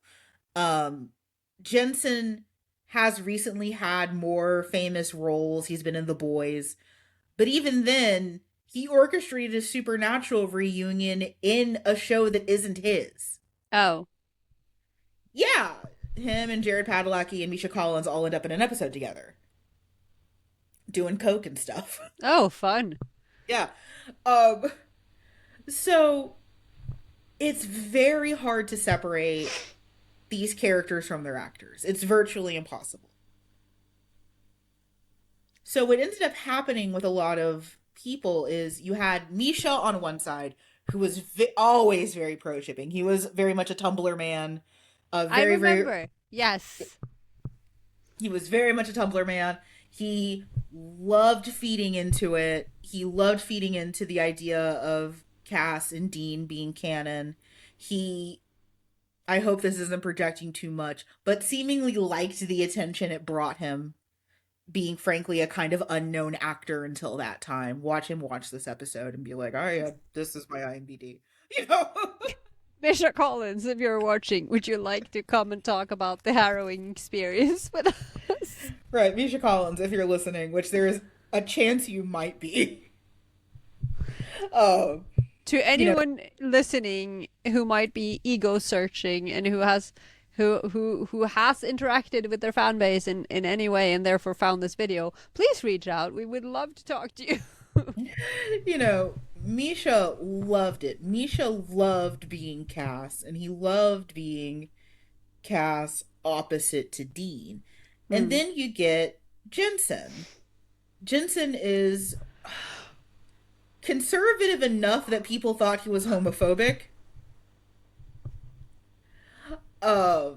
Definitely was more of a wife guy at the time. Misha is also married and has a family, but he was easier to separate from his relationship because he was busy flaunting it on the internet. Jensen, very much a wife guy, more conservative, and didn't, I think, especially early on, he just didn't see it that way. He was like, yeah, like, Dean's talked to a lot of women. Like, this is a straight character. What are you dumb girls grasping at? But he couldn't see things the way we saw things. Was he blind? Like, I don't know, I wasn't there. I just... What are you talking about? I was catching strays! I was minding my own business over on my own boat, and you just kept shooting at me. Go there. You weren't even there. I just kept, but I mean, I kept catching so many strays that, I built up this sort of understanding that there was no way in hell that this wasn't queer. Right. Which leads us to, of course, the most infamous thing that happened, which is some fan brought their big Destiel tome to Jensen to autograph. Mm-hmm. And he was deeply uncomfortable and put off by this. Yeah. And the fandom, instead of understanding that, hey, maybe someone doesn't want to read explicit graphic sex about them with their coworker, instead of understanding, the fandom started this really, really insidious rumor that Jensen has not been able to fully shake that he's homophobic. Yeah.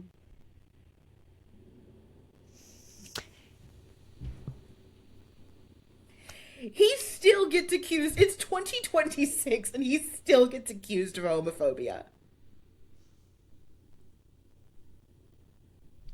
Because he wasn't a Destiel shipper. Yeah. And that... And... You didn't go here. No, I didn't go there. But it's just like... And like, remember, this is about... Because this was over Destiel fanfic. So this isn't even him and Misha, right? It's just... Yeah. But still... Imagine how much... Yeah. No, and like... there is fic of Misha and Jensen. Oh, of course there is. Which I don't think either of them have been reached for comment. Again, Misha, if you're listening, because you very well might be, I'd love to hear your experiences. I was there in the original trenches, and I've been with you through the end. I have never been in the trenches. I don't want to be in the trenches, but I am here if you want to talk. I will drag you into these trenches. I don't want to go there. I've been through so many other things. That's not my fault. Is it my fault? Yes. I didn't choose this. You shouldn't have been there. See, it was that damn computer. It's all God damn it. It didn't even have internet. I was a victim at someone else's house. But that Oh, was something that rocked the fandom and still does, yeah. as Destiel was canonized in the final season and handled terribly. Yeah. And it kind of ties into like tying it into what we talked about last month, with Hmm. the mainstreamification of not only BL but also fandom and what Hmm. happened to Shunde and all of that. And Hmm. I think these are the kind like I don't think people like when people start bringing like actual moralizing and virtue signaling and stuff into this can end up really hurting people, because as in this case where he's being labeled as being homophobic just because he didn't Right. necessarily. And I mean, even if it wasn't about him not shipping it, like maybe he just didn't, they don't owe you anything. Okay, like even if they portray these characters, it doesn't mean that they have to show an interest in the ship aspect Hmm. of that character, and maybe they don't want to read your fanfic or sign your fanfic, whatever. But Right. like looking at something like, and again, I haven't fully immersed myself in this situation. I'm just again catching strays and like picking up the the bigger like the bigger talking points, the headlines, if you will, of the situation. But I was can't remember her name. It's Urana K, I think, the author of Gachiakuta. Um, has been in a lot of like hard weather in the fandom lately, I've and noticed, yeah. yeah, and on Twitter. And one of these things is like I can't even remember because I think for me the first thing that I saw was that people were accusing or not even accusing, like people were claiming that this mangaka, this author was I think trans, and then they were like, or that they used like gender neutral pronouns or whatever. And we Hmm. do that for mangaka a lot of the time because we don't, a lot of them don't disclose their genders. That is very common. A lot of them use pen names that are ambiguous, like I Hmm. don't know. And then someone was like, basically people were applying an identity to this author that they didn't have, and then when they came out and said that that wasn't the case, then that was a problem Hmm. because the fandom had decided, like, again, I am paraphrasing heavily. This was like months ago, so a lot of Hmm. stuff has happened since then. Then a lot of people started like making claims about this. About the characters in the series, and again, you're allowed to have head canons and you're allowed Hmm. to have interpretations, but Hmm. the author ultimately sits with the answer key, right? So then when this author comes out and says that, hey, this isn't like you're reading into this character in a way that isn't intentional for my, like, this isn't who this character is, and then people start attacking the author, and now the author is being blamed for being bigoted or being difficult or Right. whatever, because apparently once you become a public person or you create something for public consumption, Hmm. then you're just supposed to take it. You don't Right. have any rights. You don't have a say because you put yourself out there. Now Hmm. you listen, and if you talk back, you are a problem. Hmm. And that is part of that culture that is festering within these spaces, right? So, again, like I Hmm. said, with, when we project onto like infantilizing real life humans and Hmm. and claiming that they are like he's that way and she's that way, and we have decided that this is who you are, and then you aren't that, and then somehow you get blamed for it, and you can't handle, you know you're the problem if you can't handle it, and at worst you end up being labeled as a bigot, like, like all of these. Oh, might as well bring them up. Okay, so Dan and Phil. I'd say, do you want to talk about Dan and Phil? No, because again, I don't know anything about Dan and Phil. However, I put them into the outline because I watched a video that was, this was in preparation for last month's video when we were, or like last month's topic when we were talking about the fandom issues, right? And I was watching, and I do believe that this was Adi Harajuku, which I referenced also last month, probably the same video. And she mentioned and showed some clips from a video where Dan and Phil, who, if you have been living under a rock, were these like, they are part of this OG YouTube fandom parasocial relationship culture that we have today. Like they were huge back Yeah, in, like I it think, like, started with them and like Shane Dawson and yeah. Onision, people that are canceled. Yeah, and I wasn't like, again, because I didn't particularly, I've never really cared, and I say this as someone who, again, because I was saying earlier how YouTubers were still, and to a certain extent are still, considered as like more real people than, say, a celebrity who's on a stage. So even if they are putting on a persona, we perceive them as more real than, say, someone who's selling out stadiums and singing, right? Mm-hmm. So and they were part of this. YouTube was still fairly new, and they were part of forming the content. And so these are two like conventionally attractive British emo boys with that aesthetic that appeal to a certain audience who were probably also reading these My Chemical Romance fics and everything. Like there's the overlap is real, okay, in this, because it's the same period, the same type of aesthetics. So Dan and Phil, from what I gather, they had their separate channels and then they became friends, and they were like, they were always like making videos and stuff together. And naturally, people started shipping them. And Yes. and they and they had their own ship name. I mean, they didn't think of it, the fans thought of it. They had like a pairing name, and then also the fandom name, and which was fandom, as it were, with a ph. And again, I didn't go here, but I kept seeing it in the periphery because it was everywhere. And if you were on Tumblr, like, unless you blacklisted them, you would see stuff, right? So Yes. they, in the recent years, because they were like, they were part of that wave, and then I think both of them kind of disappeared for a while, at least one of Yeah. them.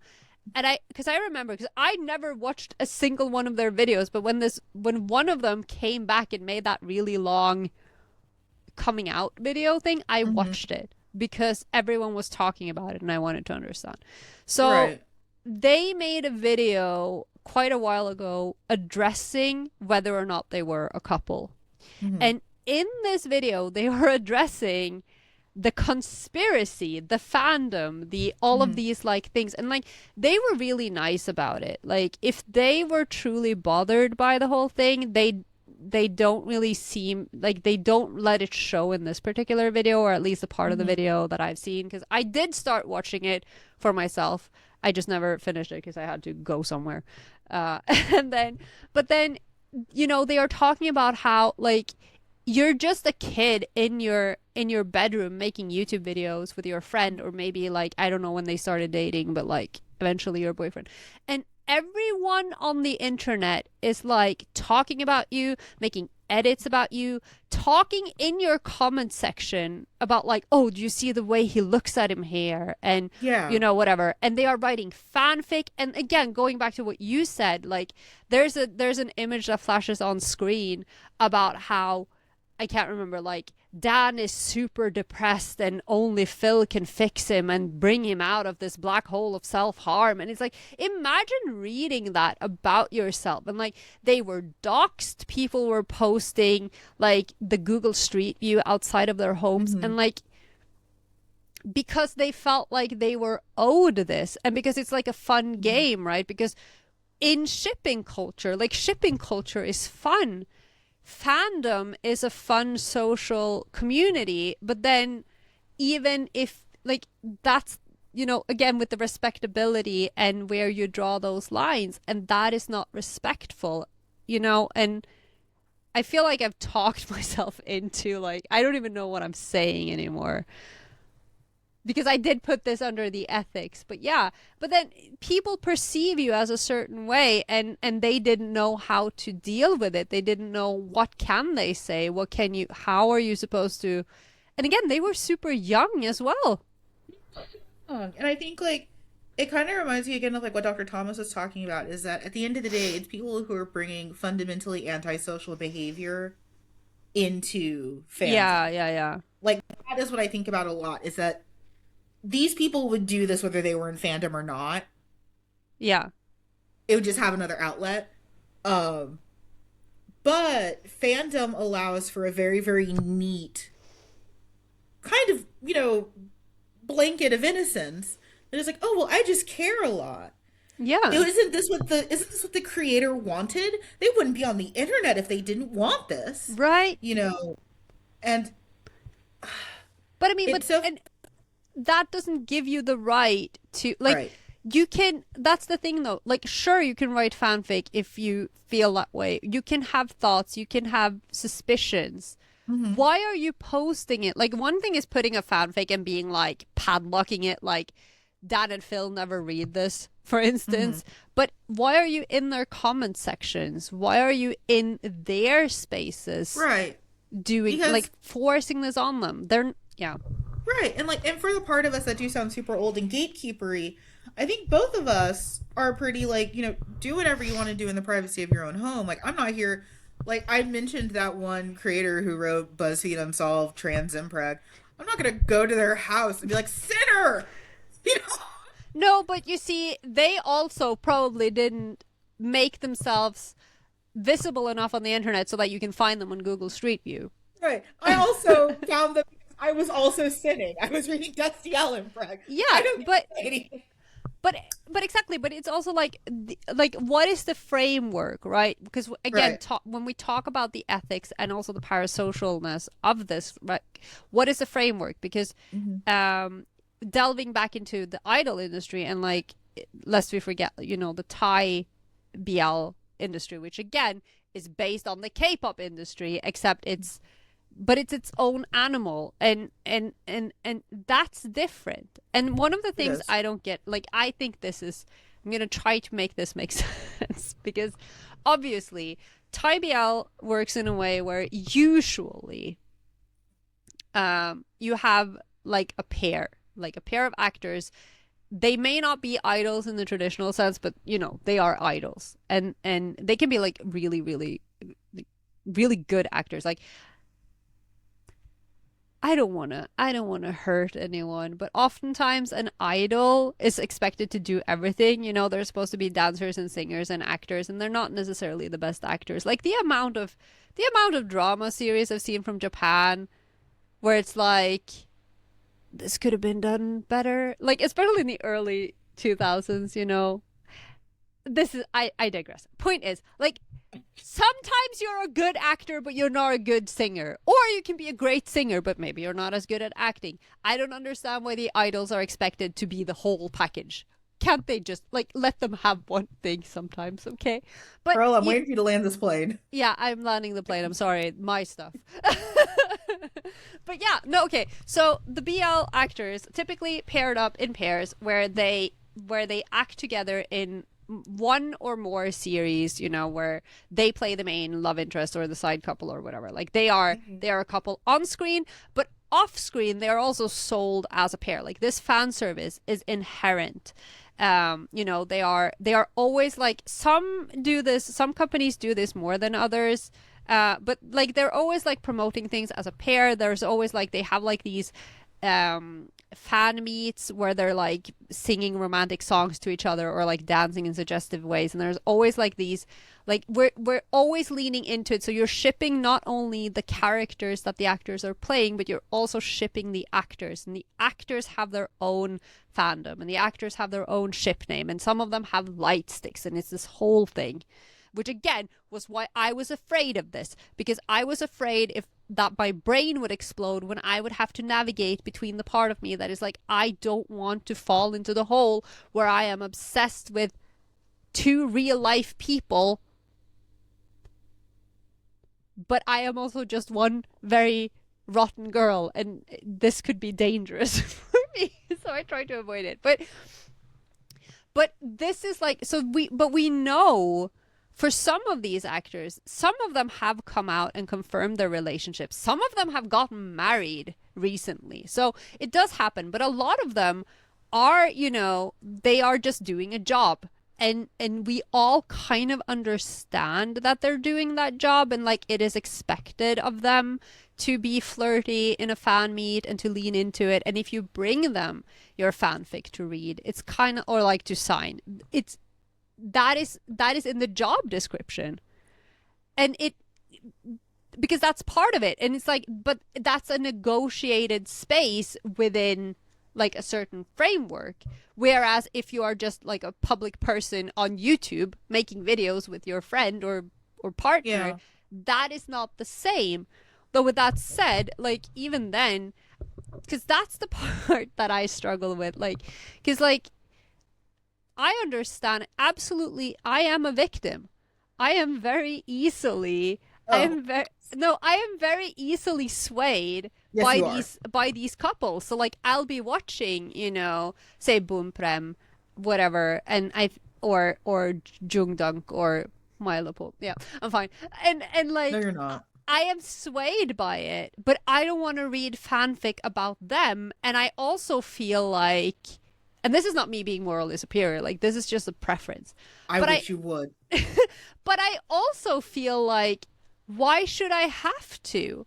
Because why should I read about Mylana Paul when I can just go to the Kinporsche tag and read all of the Kinporsche fic, right? Because it's them, it's their faces with characters that I love without infringing on the privacy of the actors.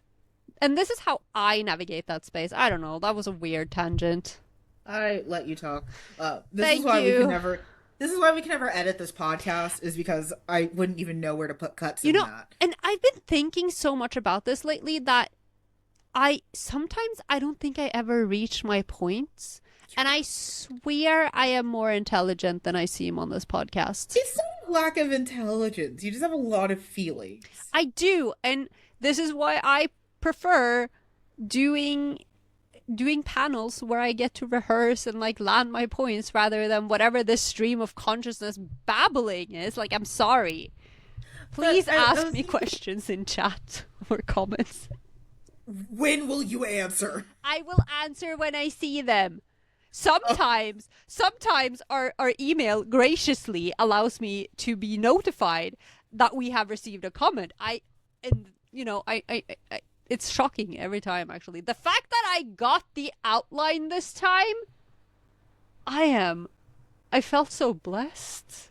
I think it reminds me of a couple of things. I'm gonna make this about wrestling because there's also a lot of wrestling fanfic. Oh yeah, yeah. It reminds me of kayfabe, which is like that understanding that in the ring none of this is real, but that makes it the most real. Like whatever is happening in the canon of this storyline in the ring is the realest, most important thing that has ever existed. It's the facade. Mm. But then also acknowledging that kayfabe isn't destroyed when Roman Reigns goes to be an actor in Street Fighter. Like it isn't, his whole storyline doesn't shatter when he goes off and does something else. So it does remind me a lot of kayfabe, and also again, I think so much of it is also being older, because again, I think about when I was young and making not great decisions in fandom that I don't think I would have been any better. Like if I had those Fujo goggles at 14, ugh, I shudder to think of the fan I'd be. Yeah, no, but I also think about that a lot. Like, yeah, we were cringy, Yeah, we but were. the world was so much smaller and our Yeah, impact was so much smaller. And right. like, I can sit on my high horse all I want and talk about Gen Alpha and their brain rot, but if I was 15 years old today and existed within that culture, I wouldn't know any different, and I would probably very likely perpetuate a lot of those things that I now tell, the kids that I encounter and work with, and that 100%. not to do. I always preface as like, again, I'm going to jump back into panel season, and it's like, hey, you're going to hear me be critical about this new anime. It's not just because I'm old and bitter, it's because this just came out at a different time in my life. Hmm. If My Hero Academia came out when I was watching Naruto, it'd be my entire soul. Right? Like, but it didn't. I already Yeah. had Naruto. Yeah, or like I've said a million times, like there are so many series where I watch them and like especially like on the shoujo side, and people are talking about them and everyone's so excited, and I'm like, I would have loved this when I was 15 and hadn't Mm-hmm. seen 20 series that are like this. It doesn't mean Mhm. that it's less good. It's just that it isn't new to me. Right. I've seen this, you know, Right, right, like, right, right. Um, so we've talked about where things go too far. I think it's also important to mention that there's this very, very weird gray area, and Carola alluded to it, where both of us kind of exist with this topic, where, again, like I'm watching more live action shows than I've ever watched, which means I'm reading more fanfic of these live action shows. And I'd be a fucking liar if it wasn't. So, like, one of the things that I was always into, but got like a weird real person fiction twist, was like Marvel comic shipping and DC comic shipping. mm, So I've always been into like Stucky and Stony. That didn't really have a concrete face until pretty recently. I yeah. mean, it's not pretty recent now. It's been over a decade since the MCU, but you know what I mean. You know, it was very easy to attach Steve Rogers Captain America to Chris Evans. Look at him. I guess. Well, You- I have a No, but I know what you mean because it's like how I don't care. Oh, Juby's chasing a bug. Bless her. I don't usually care about these like Western dude bros, you know? Like I'm not attracted to these people, but also I am going, I've said this before, I will say it again, I will say it until the day I die. I need someone to make that Spidey Pool movie before Andrew Garfield perishes, or so help me God. you know, it'd be a lie if I said when I'm not reading Stony or Stucky today that I don't have Chris Evans and Sebastian Stan or Robert Downey Jr. in mind. I'd be a liar. I fell into a deep Kingsman rabbit hole. But you'd also be like blind because Yeah, you can't escape those visuals. right. Like, I went through a really, really interesting, like, Kingsman fanfic thing, which I never thought that you could ship those two characters until someone opened my third eye and I realized it was an option. And, like, Kingsman is a comic book, but I am not thinking of the comic book designs for these characters. It's Taron Egerton and Colin Firth. There's this really, really interesting, like, liminal gray area Yeah. that some of these things exist in, where it's like I cannot in my life say that I'm pro real person fiction, but I end up doing a lot of it kind of Yeah. Yeah. accidentally is a weird Yeah. word to say it, No, but but it's like but it's more like by extension because yeah, it's sort of unavoidable. And it's like right. because that's the thing, right? Again, going back to my weird like I don't it's not that weird, but to my relationship with Thai BL and why I was so reluctant to it for a while because I know Mhm. myself. Yes. And like I've had this before. I talked about like there were two Japanese actors who Hmm. technically did a BL together. I mean, if whether you want to I mean, it's a gay film. It's it's 46 Oku no Koi, Big Bang Love, Juvenile A is a Takeshi Miike film that is like weird and artsy and sort of scary and absolutely amazing and I love it so much. But the main reason I wanted to see it was because Masanobu Ando and Matsuda Ryuhei, who have played like they've been in so many films together, finally acted in a film where their characters were gay lovers.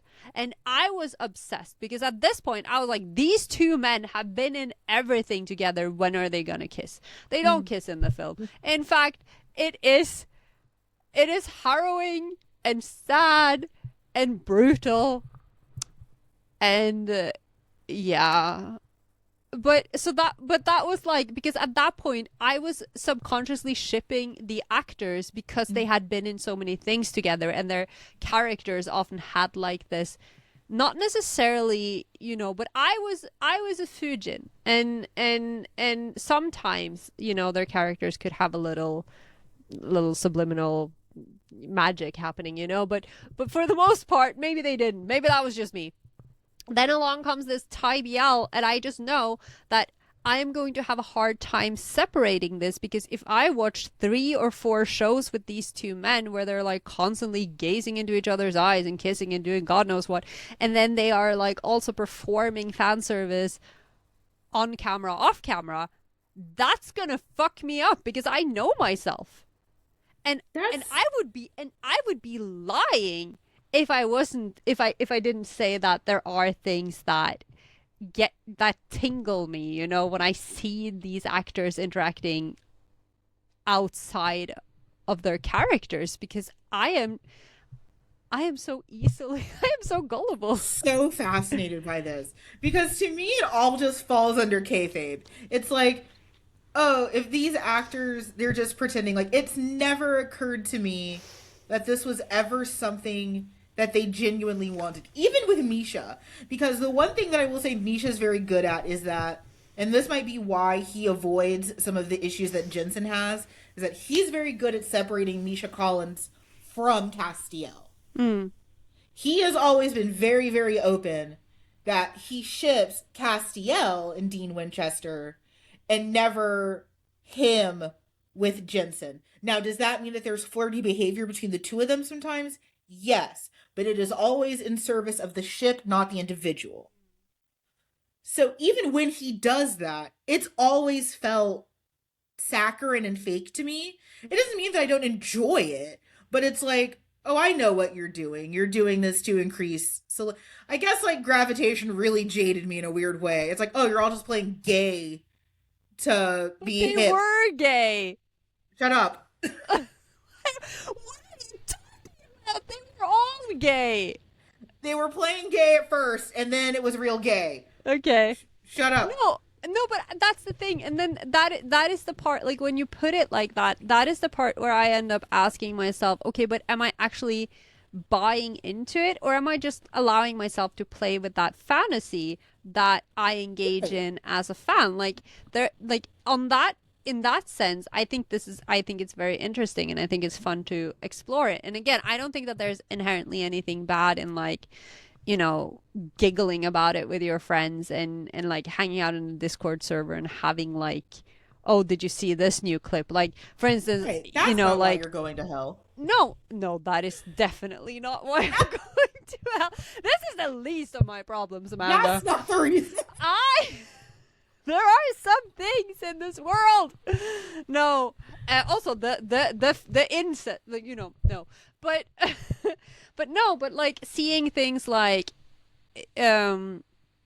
sometimes I wonder, am I just playing into it and like enjoying it, and just like enjoying it, but I know it's fake, or am I enjoying it so much that I've started to believe in it? Like I don't necessarily know anymore where I stand on some of these, and especially because I'm not gonna go very far on this, but I will summarize it as 2 actors who were just minor roles, and like didn't have a lot of roles in this company. The rest of the cast were like playing around, like joking that they were a couple. Fans started shipping them. Turns out they were a couple. They announced it. I am so happy because I am a parasocial, insane fangirl. And then they broke up. And I was shattered. And I need help. Yeah, I think what I'm noticing is like I just have a very, very different relationship to celebrity in general. Yeah. And I wonder if that comes from just like if that comes from socialization and like just black skepticism. Yeah. But like I don't do this with like most like this is like an anomaly. This happens very rarely, but like, when it happens, I don't really do it at all. And I never really did. And like because like now I get like, oh well, this guy's canceled for this reason. It's like, oh yeah, man in power, of course he's evil. And my friend's like, oh absolutely. Right. It's like, aren't you affected by this? And it's like, nah. He goes in the fuck it pile. It's more it's just, I don't know. Again, I reached a level of apathy that is generally just like, oh, another one.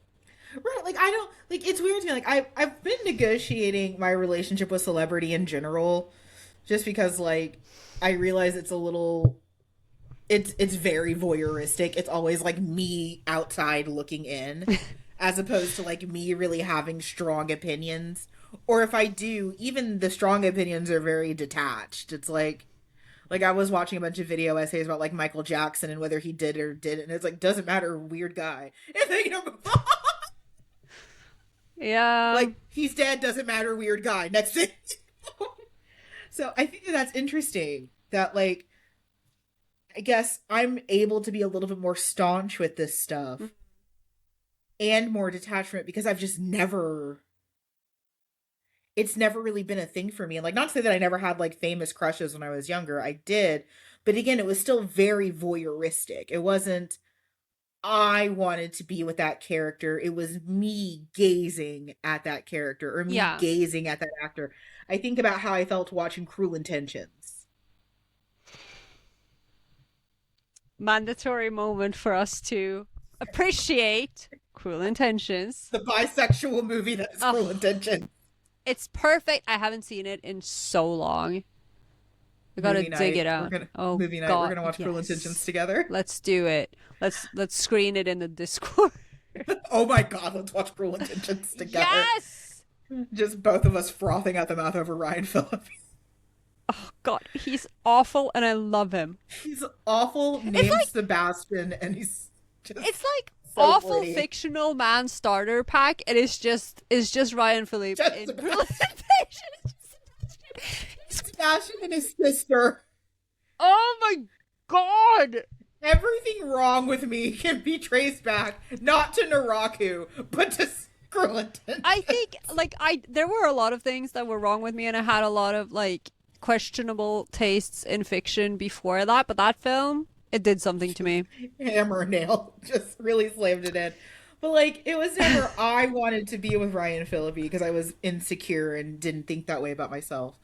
And I still really don't. Yeah, no, I never want to be with any of these people. But it didn't mean that I wasn't looking with lust in my heart. No, but that's again, it's that thing where I am also absolutely looking at it voyeuristically, which again is why I'm such an easy prey for these pairings, because I'm like, I just want to see the pretty men kiss, and the pretty men are kissing, and I don't have a defense against that. I guess I'm just, and it's difficult. But again, I think that as long as like there's nothing wrong with it, and again, they've built an entire industry around it. And I think that as long as everyone involved, especially like that's the thing though about for instance the Thai BL sphere as opposed to a lot of these other things, is that again, this is part of the job. And if you work for a good company, then you also get to negotiate how much of this fan service you want to participate in. Sometimes, they are required to do things that they don't necessarily feel comfortable with, but maybe you're in a company that dictates treats you like a person. Yeah. But maybe you are in a company that treats you like a person and says, okay, if you don't want to do that, then that's, that's cool. And, but then you have like, and again, like it has its own things that we can talk about and question, and the fans still hold that responsibility of like being respectful, at least in the spaces where that person can see it and be affected by it. Right. I think key takeaways that we have from a lot of episodes. Don't be a dick. Yeah, please don't. Like, don't. And we say this as two very rotten Fujin. We're not going to tell anyone how to live.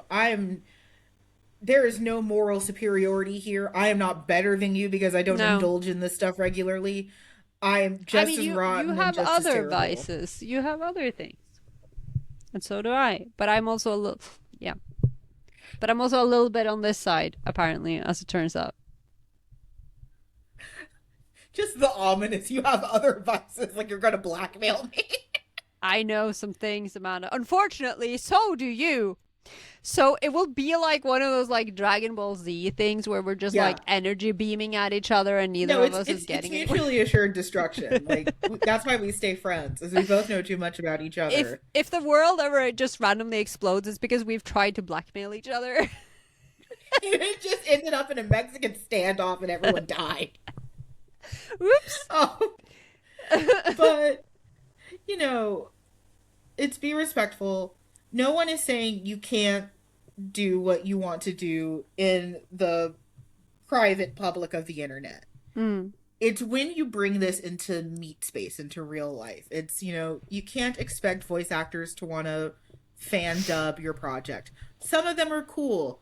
This is where I'm asking us, who on a whole are deeply neurodivergent, to read the room. Mm. You know, Which is there are ironic because sometimes that's difficult if you're neurodivergent. well, that's what I'm saying. Like I recognize I'm asking a lot. Like there was infamously that one fan who was like autistic and freaking out over an actor and obsessing over a voice actor to the point that they got removed from the convention. And Mm. there was a lot of conversation about asking that person to be chill. That was ableist. Mm. It was, how dare you ask this neurodivergent person to not do this? And it's like, yes and no. It isn't ableist to expect a certain level of decency. Shocking opinion on the Yaoi Shelf. Shocking. How dare you, first of all. Right. Uh so yeah, it's asking a lot, and I recognize that too.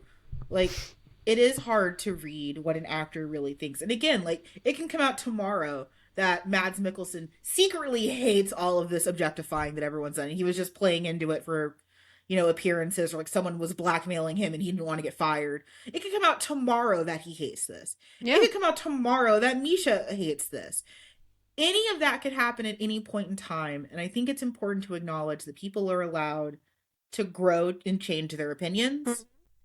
They're allowed to also maintain boundaries that they've set. Again, one thing that got Jensen in a lot of fan trouble was that he very clearly set his boundaries, which he's allowed to do. I don't know why people were mad at him for that. Yeah, and I mean, it reminds me of something that I've seen a lot lately. That was it was an interaction at one of these like book conventions, like book Oh cons, no.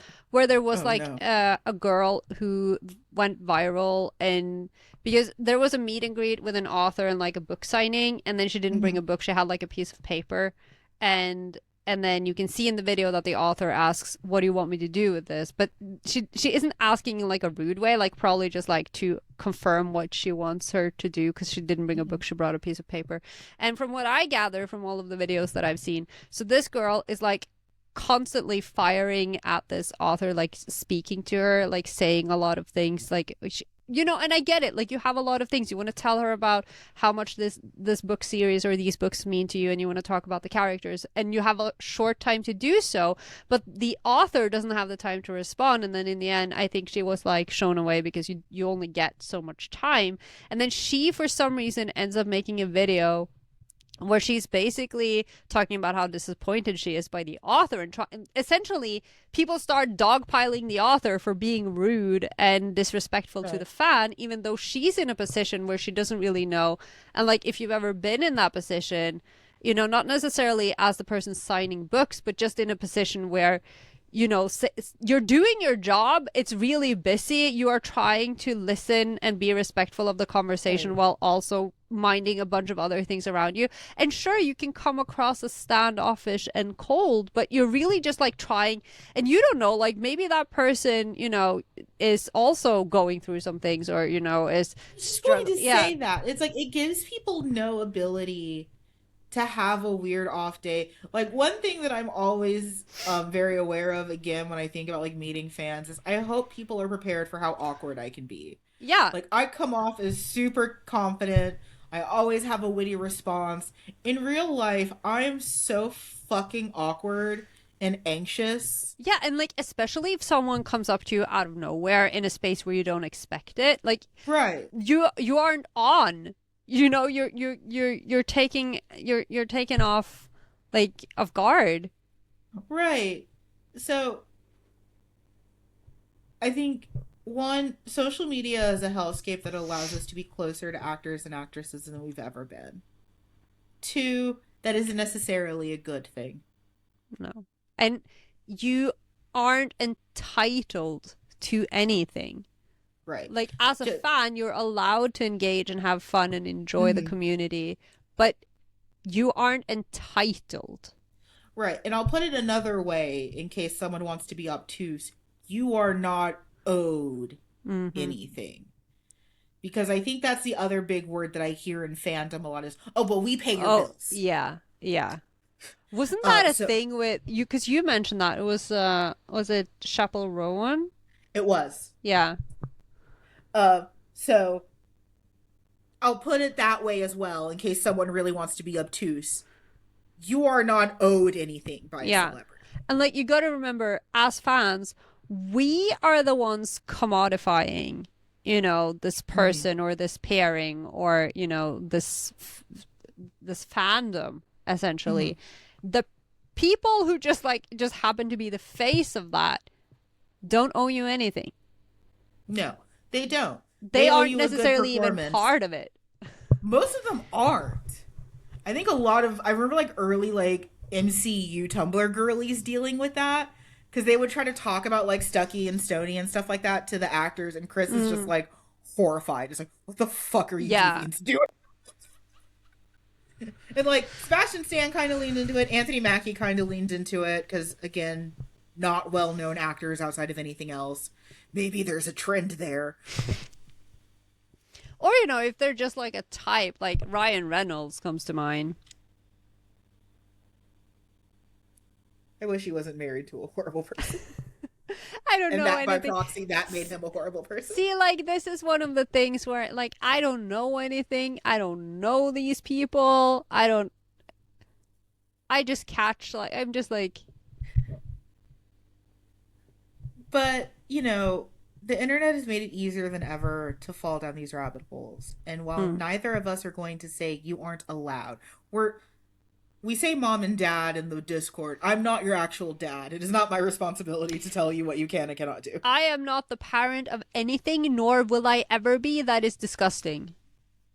However, Except for when I tell you guys to hydrate. I am worried about you. Please yeah, drink please, water. please do hydrate. That is important. I'm not your dad until I am your dad.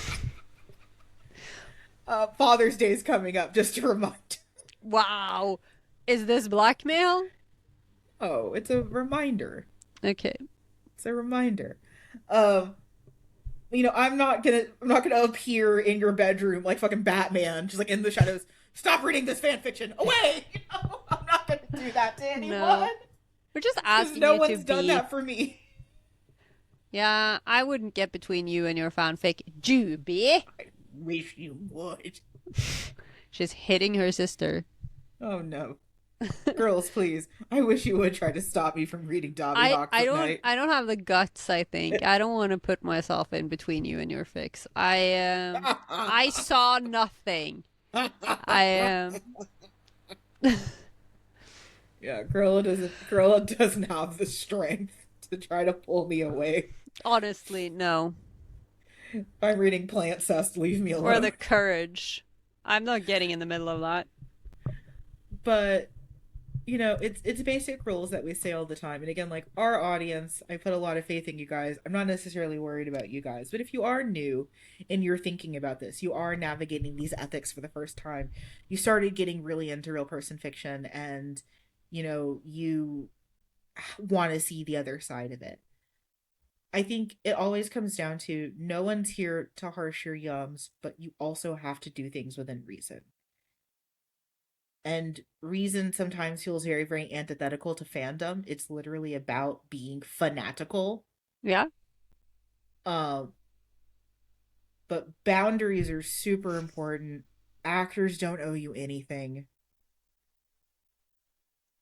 And just like be chill is a word that comes to mind. Because again, like I in hindsight, I read a shocking amount of like at least real person fiction based stuff.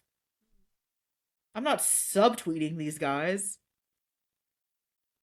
I'm not going in. I talk about it in Discord. Yeah. I talk about it with Carola sometimes. Yeah. When she answers me, I try sometimes. I do. But then sometimes I die for 3 days. It happens. I'll talk about it, privately with friends. Mm-hmm. They don't need to know that I'm doing this stuff. And again, like there's no moral superiority here. I'm not gonna lie and say I don't objectify actors. Carola, how many times have we talked to each other about how hot Miyavi is? I mean, a few. A few? And like he's a beautiful man and I love him. Gorgeous man. And I mean, I don't, I still consider myself a fan. I may not have been as enthused about some of his newer music, but you know what? The amount of movies I have watched because that man was in them. I was about to say, fuck off. You know? Listen, when he played Byakuya, like at first Yeah, I was concerned, like, but then he was perfect. Don't talk to me. I was about to say, fuck right off. How dare you? Yeah, no, but I don't necessarily, like, and again, like that's the thing. Here's a good example, right? Like, I don't necessarily like all of the music that he puts out. He experiments a lot, and not all of it resonates with me. Does that make me want to be mean to him? No. No, I respect him. And he's a great musician, and I really like him, And he's beautiful. And his wife is lucky. What was that? This is why we can't edit this podcast. What was that? I don't know. You started talking about Miyavi. This is what happens because I'm simultaneously trying to express that I am in fact a fan and I have been since 2006 while also trying to gatekeep him because I don't like these fandom spaces. My issues, okay? My stuff. I have problems in my life. I don't know what I'm doing. I'm old and confused. No, but never mind me. The point is, we are not like, we may sound like we're moralizing. This is also like, we are here to educate. We are here to be informative, and like, it is, and this is a huge topic. It is really hard. Like, have we covered everything there is to say about RPF? No. And there are so many things that we don't have experience with personally or that we haven't like read about because it's a huge thing. And if you don't recognize yourself in any of this, then, you're probably doing fine. Like, yeah, or maybe you have had a different experience or you have a different opinion. Like, that's fine. We're just, we're talking about it and coming at it from from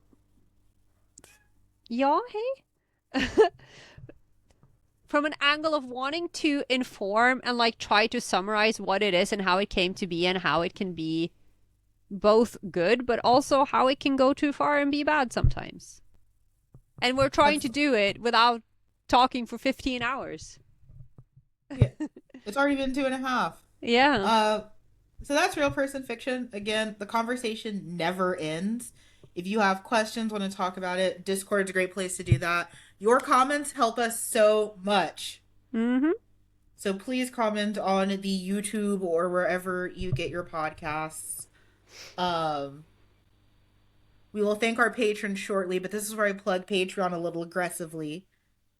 Please feel free to join our Patreon. Your support helps keep the metaphorical and physical lights on. These videos are not eligible for monetization because we say dick and fuck too much. Among other things. Among other things. And just because we're us, and honestly, yeah. Insert image of Carola finding out that I started my panel career as a family-friendly panelist. I already know this. And Sunday school teacher. Yeah. Make it make sense.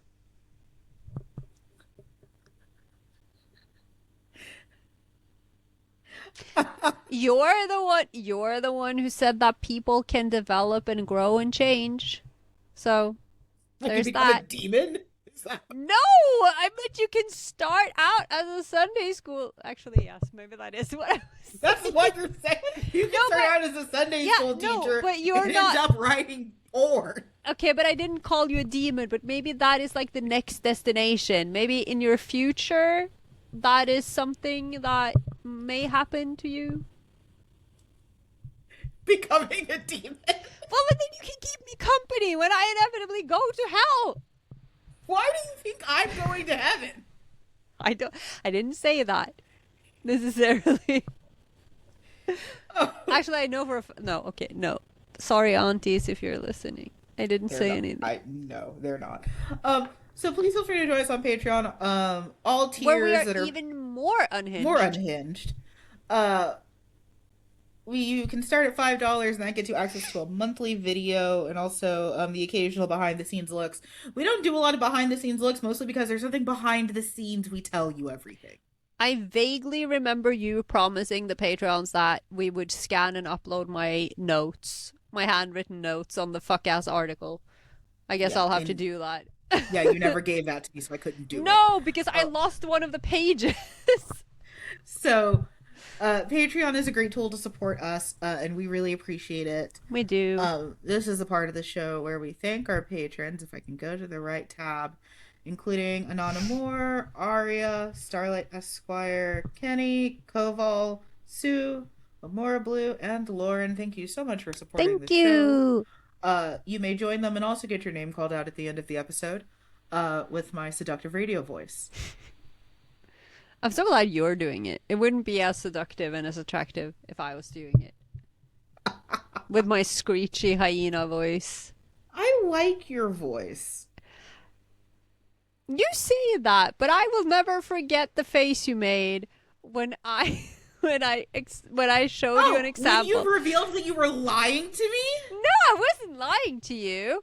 I was just, this is my Norwegian voice when I speak to my cats, and this is how I sound in real life when I talk to everyone I else. thought Carola sounded like one of the angels. I was so smitten by the way she sounded with her high-pitched Stop fairy feeding language. the fan fiction.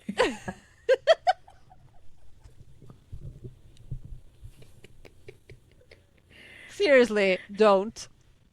Also, it's a joke, but also I always commented on how cute I thought Carola sounded until she realized that was just how she spoke to the cats. Mm-hmm. She was essentially talking in baby Norwegian. Yes. When she speaks actual Norwegian, she sounds like a come to life IKEA mannequin.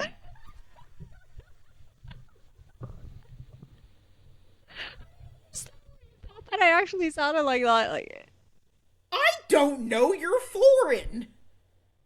You all sound like that.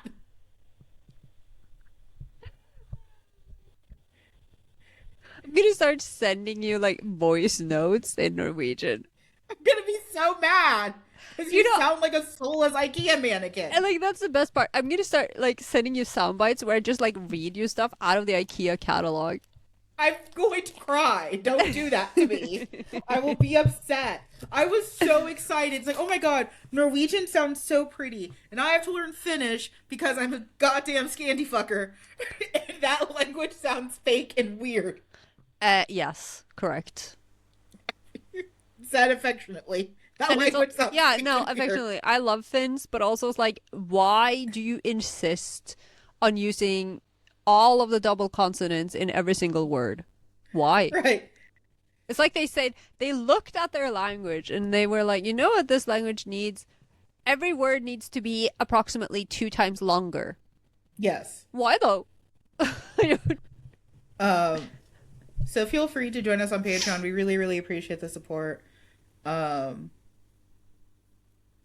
Your engagement helps us everywhere else. We're also occasionally on Instagram and Blue Sky and Twitter. I think both of us are kind of social media detoxing. Yeah, I'm not even detoxing. I have social media fatigue on top of my regular fatigue. I just can't. Yeah.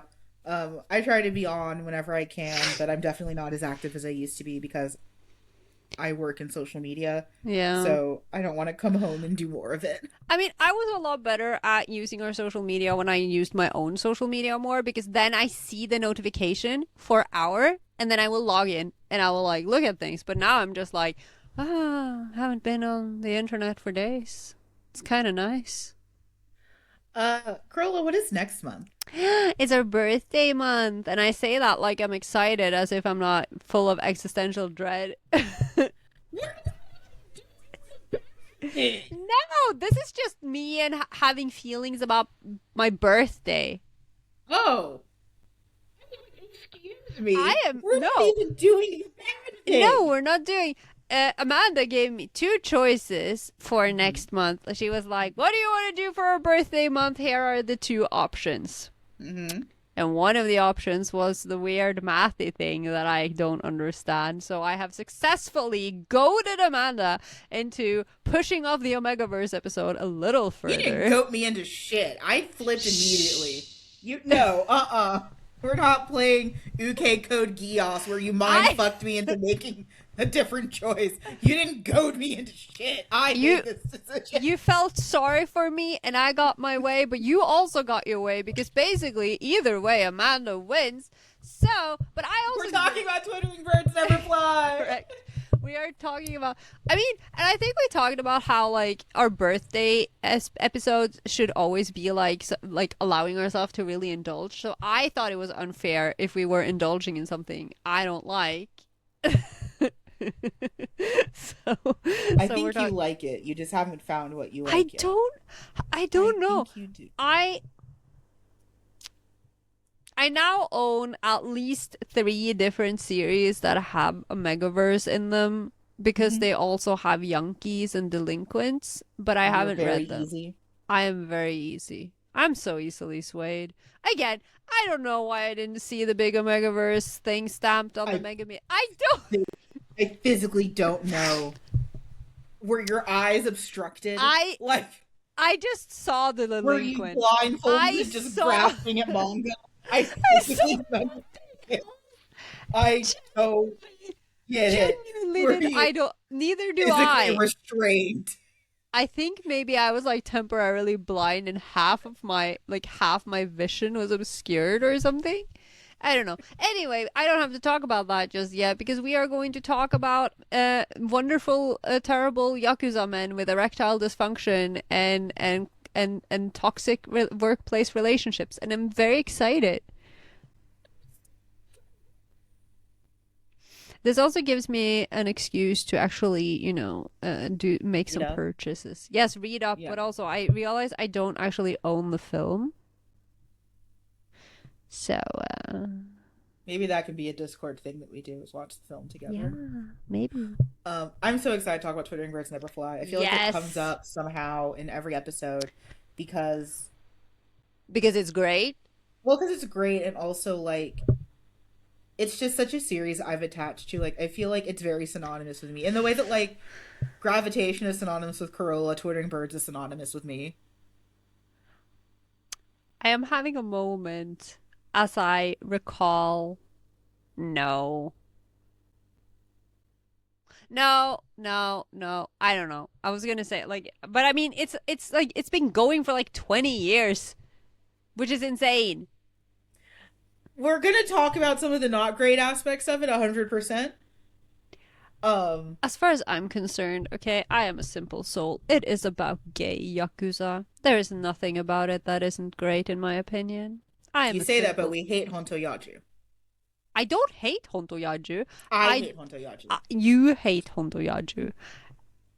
And we will come back to that in 10 years. We will never come back to that. We have to do that special episode. I don't hate Honto Yaju. I just want it to be wrapped up so I can finally get back to reading it because I fell off reading it in like 2011. That's not Honto Yaju's fault that you're broken. No, but like maybe I don't know. Yeah, me things. I was about to say that's the one thing we can't blame on Honto Yaju is you being weird when it comes to reading. I'm gonna blame it on Honto Yaju anyway. Because I can't. I'm happy to blame a lot of things. I'm happy to blame a lot of things on Honto Yaju. I've noticed. Shut. So I'm super excited to reread Twittering Birds Never Fly. It's actually been a while since I've actively read it. Same. I think I haven't, I can't remember how far in I got. Because again, I got hit with the whole hoarding syndrome. And I guess I stopped reading it at one point. So I also have some purchases to make and I have some rereading to do. But I'm super excited to talk about this. It feels very well deserved. We get to have nice things sometimes. Yeah, and then at the end of the year, we get to talk about Omegaverse and writing. Don't look at me like that. You know what you signed up for. It's fine. It's okay. I think what you don't understand is that you're just delaying the inevitable. It's still going to happen. I'm trying to buy myself anything, me being soft to you is worse. Wow, No, that sounded like a 90s abusive semi. I disagree. That sounded, that I sounded very good. I don't like that. I disagree. Yeah, if anything, me being soft on you this entire time is just making it worse. Because now it's gonna be Christmas. And we have to spend the dark winter months talking about Omegaverse. Let me cry. But I'm so excited for our birthday month. I'm so excited for this episode. Thank you guys so much for listening. Thank you. You will see us on Patreon in a couple of weeks, and next month in our newest episode. Stay safe out there and have a happy Pride. Yes. Bye. Bye.